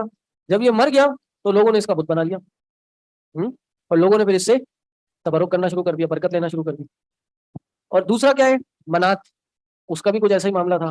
عزا اصل میں تو یہ ایک درخت تھا، اور اس کے پیچھے ایک عورت تھی جو چیخ چیخ کے آوازیں نکالتی تھی، اور اس کو پھر ایک صحابی نے جا کے مارا بھی تھا۔ تو یہ بہرحال یہ تاریخ ہے۔ اصل بات کیا ہے؟ یہ آیت کیوں لائے ہیں یہاں پر؟ کیا بتانا چاہ رہے ہیں؟ تبرک سے اس کا کیا تعلق ہے؟ جی اس چیپٹر سے کیا تعلق ہے؟ ہاں جی، کہ ایک پتھر جس سے انہوں نے خیر کا عقیدہ رکھا تھا، اللہ تعالیٰ نے اس کی تردید کر دی، یعنی خود بناوٹی ایک پتھر سے اور درخت سے انہوں نے خیر کا عقیدہ رکھا، اللہ نے اس کو کوئی حیثیت نہیں دی، بلکہ کہا کہ وہ نہیں دیکھا تم نے اللہ نے جو معراج پہ آسمانوں میں بڑی بڑی اللہ کی نشانیاں دکھائیں، تو تم ان کو کیا دیکھتے ہو؟ ان کی کیا حیثیت ہے؟ کوئی حیثیت نہیں ہے، یہ تو ختم ہے، پتھر ہے، یہ درخت ہے، اس لیے یہ ہوا۔ آگے حدیث بڑی امپورٹنٹ ہے، پڑھیں۔ جی جی جی سیدنا ابو واقد لیسی رضی اللہ تعالیٰ عنہ کا بیان ہے کہ ہم رسول اللہ صلی اللہ علیہ وسلم کے ہمراہ حنین کی طرف جا رہے تھے، ہم ابھی نئے نئے مسلمان ہوئے تھے، راستے میں مشرکین کی ایک بھیڑی تھی، وہ عظمت اور برکت کے خیال سے اس کے پاس آ کر ٹھہرتے اور برکت کے لیے اپنے ہتھیار بھی اس پر لٹکایا کرتے تھے، اس کا نام ذات انوات تھا۔ چلتے چلتے ایک بھیڑی کے پاس سے ہمارا گزر ہوا تو ہم نے کہا اے اللہ کے رسول صلی اللہ علیہ وسلم، جیسے ان مشرکین کا ذات انوات ہے، آپ ہمارے لیے بھی ایک ذات انوات مقرر فرما دیں۔ رسول اللہ صلی اللہ علیہ وسلم نے فرمایا، اللہ اکبر، یہی تو گمراہی اور سابقہ قوموں کے طریقے ہیں۔ اس ذات کی قسم جس کے ہاتھ میں میری جان ہے، تم نے تو وہی بات کی جو بنی اسرائیل نے موسیٰ علیہ السلام سے کہی تھی کہ اے موسیٰ، جیسے ان بت پرستوں کے معبود ہیں، آپ ہمارے لیے بھی ایک معبود مقرر کر دیں۔ پھر نبی کریم صلی اللہ علیہ وسلم نے فرمایا، تم بھی پہلی امتوں کے طریقے پر چلو گے۔ اللہ اکبر، بڑی اہم حدیث ہے۔ عن ابی واقد اللیثی، واقد لیثی فرماتے ہیں کہ ہم نبی علیہ السلام کے ساتھ ایک دن نکلے حنین کی طرف، حنین کی طرف گئے، تو نحن حدثاء عہد بکفر، ہم کیا تھے؟ ابھی نئے نئے مسلمان ہوئے تھے۔ ہاں بھائی، نیند آ رہی ہے؟ ہاں، بڑی اچھی کہانی آئی ہے، ابھی جاگ آ جائے گی، آخری 10 منٹ ہے۔ نحن حدثاء عہد بکفر، پہلے کہا کہ جی ہم نئے نئے مسلمان تھے۔ بھائی کیوں کہا؟ کیونکہ آگے جو کام انہوں نے کیا نا، وہ ان کے لیے ایک عیب تھا، صحیح، اس لیے انہوں نے پہلے ہی کلیئرٹی دے دی، کلیئرفیکیشن دے دی۔ اس لیے کہتے ہیں کہ اسلام میں کسی کے لیے کسی کو برے گمان سے بچانا چاہیے۔ آپ کے بارے میں اگر کوئی برا گمان رکھ رہا ہے، پہلے ہی کلیئر کر دیں اس کو جا کے، بھائی یہ میں نے اس وجہ سے کیا تھا، یعنی ہم ابھی نئے نئے مسلمان تھے، ہمیں اسلام کا صحیح علم نہیں تھا۔ اگر یہ انسان کو صحیح علم ہوتے ہوئے انسان یہ مطالبہ کر لینا تو یہ بات سمجھ میں آنے والی نہیں ہے، کیونکہ جس کو صحیح علم ہو اسلام کا، جو پورا مومن ہو، وہ ایسا مطالبہ کر ہی نہیں سکتا۔ تو انہوں نے کہا کہ ہم نے مطالبہ کیوں کیا، اس کی وجہ پہلے بتا دی۔ نحن حدثاء عہد بکفر، کفر میں ابھی ہم نئے نئے تھے، سوری اسلام، کفر سے نئے نئے تھے، اسلام میں نئے نئے تھے۔ وللمشرکین سدرۃ، مشرکین کا ایک سدرہ تھا، اس کو سدرہ کیا کہتے ہیں؟ بیری کا درخت، بیری کا درخت۔ اچھا، نبی علیہ السلام بھی ایک دفعہ، بات اسی کو بتا رہا ہوں کہ کسی کو برا گمان آپ کے بارے میں دل میں نہ جائے، اس کو کلیئر کریں۔ اس کی دلیل ملتی ہے ہمیں نبی علیہ السلام کی سیرت سے۔ کیا؟ نبی علیہ السلام ایک دفعہ رات کو اپنی وائف، غالباً ام سلمہ نام ہے ان کا، ان کے ساتھ نکلے تو 2 صحابہ نے جاتے ہوئے دیکھ لیا، تو نبی علیہ السلام ان صحابہ کے پاس گئے، ان کو بتایا کہ یہ جو ساتھ میرے جا رہی تھی یہ میری وائف تھی، کہ ان کے دل میں کوئی بات نہ ہے کہ میں کسی غیر عورت کے ساتھ جا رہا ہوں۔ تو صحابہ نے کہا، اللہ کے نبی صلی اللہ علیہ وسلم، آپ کے بارے میں ہم کیسے سوچ سکتے ہیں؟ مطلب آپ کے بارے میں سوچ نہیں آ سکتی کہ آپ کسی غیر عورت کے ساتھ جائیں گے۔ تو نبی علیہ السلام نے کہا کہ تم تو ٹھیک ہے، لیکن ان الشیطان یجری مجری الدم، شیطان جو ہے انسان کے اندر ایسے دوڑتا ہے کہ جیسے خون دوڑتا ہے۔ تو صحابہ نے پوچھا کہ نبی علیہ السلام، یعنی انسان کو کبھی بھی برا خیال شیطان دلا سکتا ہے، تو یہ نہ سوچے کوئی نیک آدمی ہے تو اس کو غلط خیال نہیں آئے گا۔ بھائی شیطان بیٹھا ہے دل میں عداوت اور دشمنی اور اختلافات پیدا کرنے کے لیے، کلیئر کر دیں بات جا کے کہ بھائی یہ ہوا ہے، اس سے پہلے کہ آپ کے پاس کوئی معاملہ ہے میں آ کے کلیئر کرنا چاہ رہا ہوں، کوئی اور آ کے آپ کو بتائے، میں بتا دیتا ہوں۔ آپ کے دل میں برا خیال ہے، میں پہلے خیال کلیئر کر دوں، ٹھیک؟ تو پھر حدیث پوری ہے، نبی علیہ السلام سے پوچھا کہ کیا آپ کے ساتھ بھی شیطان آپ کے جسم میں بھی شیطان دوڑتا ہے؟ کہا کہ ہاں، لیکن وہ اب مسلمان ہو گئے، شیطان مسلمان ہو گیا، مسلمان ہو گیا۔ اسلم، 2 طریقے سے اس حدیث کو پڑھا جا سکتا ہے کہ ولاکن اسلم، یا تو وہ مسلمان ہو گئے، ولاکن اسلم، یا پھر میں اس سے بچا لیا گیا، ٹھیک؟ چلیں، دونوں باتیں علماء محدثین نے بیان کی اور دونوں کے معنی صحیح کہا۔ اور مشرکین کا ایک سدرہ تھا، سدرہ کیا ہوتا ہے؟ یہ بیری کا درخت ہوتا ہے، بیری کا درخت ہوتا ہے۔ اور یہ کیا ہوتا ہے بھائی؟ اس کی کسی کو پتہ ہے اس کی حقیقت؟ جنازے کو بھی اگر غسل دیا جائے تو نبی علیہ السلام کی حدیث ہے، اغسلوا بماء وسدر، اس کو پانی سے غسل دو اور بیری کے پتوں سے غسل دو۔ اب یہ میڈیکلی یا اس کی کیا خصوصیت ہے یہ مجھے بھی حاضر نہیں ہے۔ بیری کا شہد بڑا اچھا ہوتا ہے، بیری کے درخت پہ جو مکھی جا کے بیٹھتی ہے وہ پھر شہد دیتی ہے تو وہ بڑا فائدہ مند ہوتا ہے، اور سب سے مہنگا بھی شاید وہی ہوتا ہے۔ مشرکین لسدرۃ یعکفون عندہا، تو وہ کیا کرتے تھے؟ مشرکین کا ایک بیری کا درخت تھا، وہ اس پہ جا کر بیٹھا کرتے تھے، وینوتون بہا اسلحتہم، اور اس درخت پہ اپنے اسلحے لٹکایا کرتے تھے۔ یقال لہا ذات انوات، اور اس درخت کا ایک نام بھی رکھا تھا، کیا نام تھا؟ ذات انوات، ذات انوات تھا اس کا نام۔ کہتے فمررنا بسدرہ، ہم بھی ایک بیری کے درخت سے گزرے۔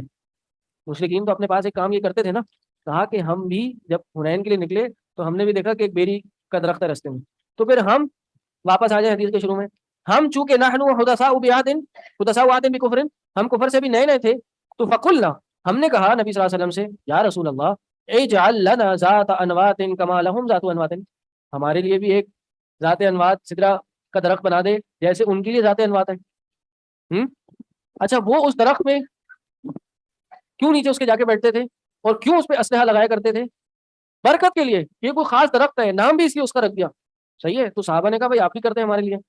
نبی علیہ السلام کو غصہ آیا، نبی علیہ السلام نے کہا اللہ اکبر انہا السنن، یہ تو وہی طریقے ہیں، قل تم والذی نفسی بیدی کما قالت بنو اسرائیل لموسیٰ، تم لوگ قسم ہے اس ذات کی جس کے ہاتھ میں میری جان ہے، تم لوگ وہی کہہ رہے ہو جو بنو اسرائیل نے موسیٰ سے کہا تھا اجعل لنا الہا کما لہم آلہہ، ہمارے لیے بھی ایک الہ بنا دیں جیسے ان کے لیے الہ ہے، جیسے انہوں نے اپنے لیے خدا بنا لیا ہمارے لیے بھی ایک الہ بنا دیں۔ قال انکم قوم تجہلون، موسیٰ نے ان سے کہا کہ تم تو ایک جاہل قوم ہو۔ پھر فرمایا لترکبن سنن من کان قبلکم، تم ضرور بالضرور ان رستوں پہ چلو گے جو تم سے پہلے تھے، یعنی پہلے والوں نے یہ کام کیا تھا تبھی تو تم یہ بھی مطالبہ کر رہے ہو، اور ایسا ہوگا۔ پہلے والوں نے جو کام کیے آج اس امت اس میں ضرور مبتلا ہوگی۔ نبی علیہ السلام نے فرمایا کہ تم ضرور پیچھے والے قوموں کی پیروی کرو گے، حسب النعل بالنعل، جیسے ایک جوتا دوسرے جوتے سے بالکل میچ کرتا ہے، نہ سائز میں نہ کیفیت میں نہ بناوٹ میں کوئی فرق ہوتا ہے، نہ کوئی ڈفرنس ہوتا ہے، اسی طرح جیسے انہوں نے کیا تھا تم بھی یہی کرو گے۔ اور اسی طرح ایک حدیث میں آتا ہے کہ یہاں تک کہ وہ ایک سوراخ میں گھسے ہوں گے تو تم بھی اس سوراخ میں گھسو گے۔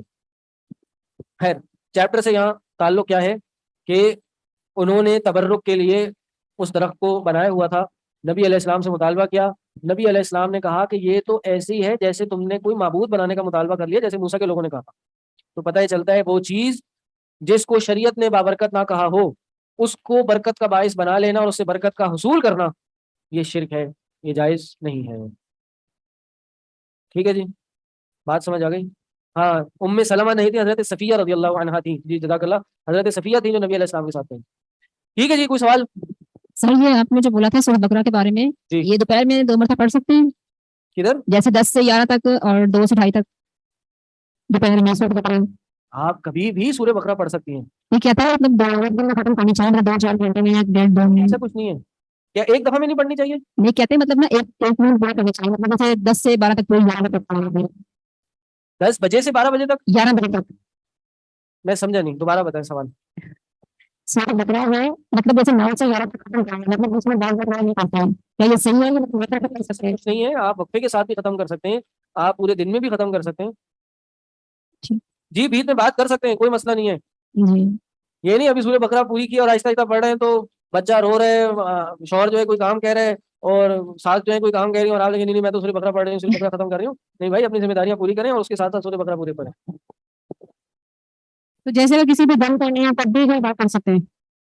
جی کوئی مسئلہ نہیں ہے، ٹھیک ہے، بہتر یہی ہے کہ آپ فوکس کر ہو کے قرآن پڑھیں، جتنا پڑھ لیا، اگر بیچ میں کوئی بریک آ رہا ہے تو آپ پڑھ کے تھوک دیں، پھر دوسری سیٹنگ میں باقی پڑھ لیں۔ اور یہ جو نماز کا وقفہ بھی آ سکتا ہے، کوئی اور واش روم میں جانا پڑ سکتا ہے انسان کو، ایسا کچھ نہیں ہے کہ جی۔ اور یہ جو سورہ کہف جمعے کے دن کہتے ہیں کہ جمعے کے سے پہلے پڑھیں یا جمعے کے بعد، تو اس کی کیا فضیلت ہے؟ جمعے کے دن سورہ کہف پڑھنے کی فضیلت ہے۔ اللہ کے نبی صلی اللہ علیہ وسلم نے فرمایا کہ جو شخص سورہ کہف جمعے کے دن پڑھتا ہے تو اس کے کئی فائدے ہیں۔ ایک کہ اس کو اگلے جمعے تک ایک نور عطا کیا جائے گا، اور قیامت کے دن یہ دجال سے بچانے کا باعث بنے گی انسان کے لیے، اور قیامت کے دن بھی انسان کو نور دیا جائے گا۔ اس طرح کی 3-4 فضیلتیں ہیں۔ یہ ضروری ہے کہ جمعے سے پہلے پڑھی جائے؟ نہیں، جمعے کے دن پڑھی جائے، جمعے کا دن، جمعے کی نماز سے پہلے بھی پڑھ سکتے ہیں، جمعے کی نماز کے بعد بھی پڑھ سکتے ہیں۔ بہرحال یہ کہہ رہے ہیں کہ مغرب کے بعد بھی پڑھ سکتے ہیں یا نہیں، تو بہتر یہ دن میں پڑھیں۔ ویسے رات سے ٹائم شروع ہو جاتا ہے لیکن بہتر ہے فجر کے بعد کوئی ٹائم پڑھیں، فجر سے لے کے مغرب تک۔ جمعے کے دن پوری سورہ کہف پڑھنے کا حکم ہے، پوری سورہ کہف پڑھیں، 10 آیتیں تو حفظ کر رہی ہیں۔ میں نے اس کے ساتھ جب میں کروایا تھا تو میں نے سب نے پورے ہی مارکس کے ہاں تو یہ لیٹ ہونے کی وجہ سے کٹا ہے نا، یہ تو نارمل سیٹ اپ ہے اوپر۔ جی جی، جہاں تک میں نے پڑھایا وہیں تک ہی آئے گا، لیٹ دیا ہوگا 10 مارکس کی۔ اچھا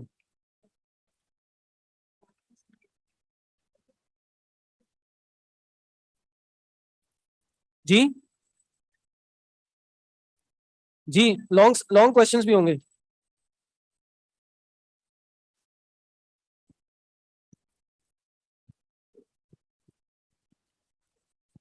یہ سوال کا ہے سر یہ موبائل سے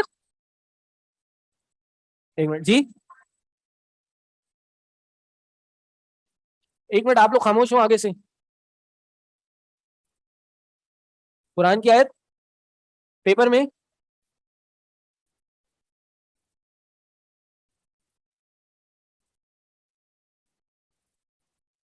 مجھے یہ اذان کی وجہ سے آواز نہیں آ رہی، میں آگے آ جاتا ہوں.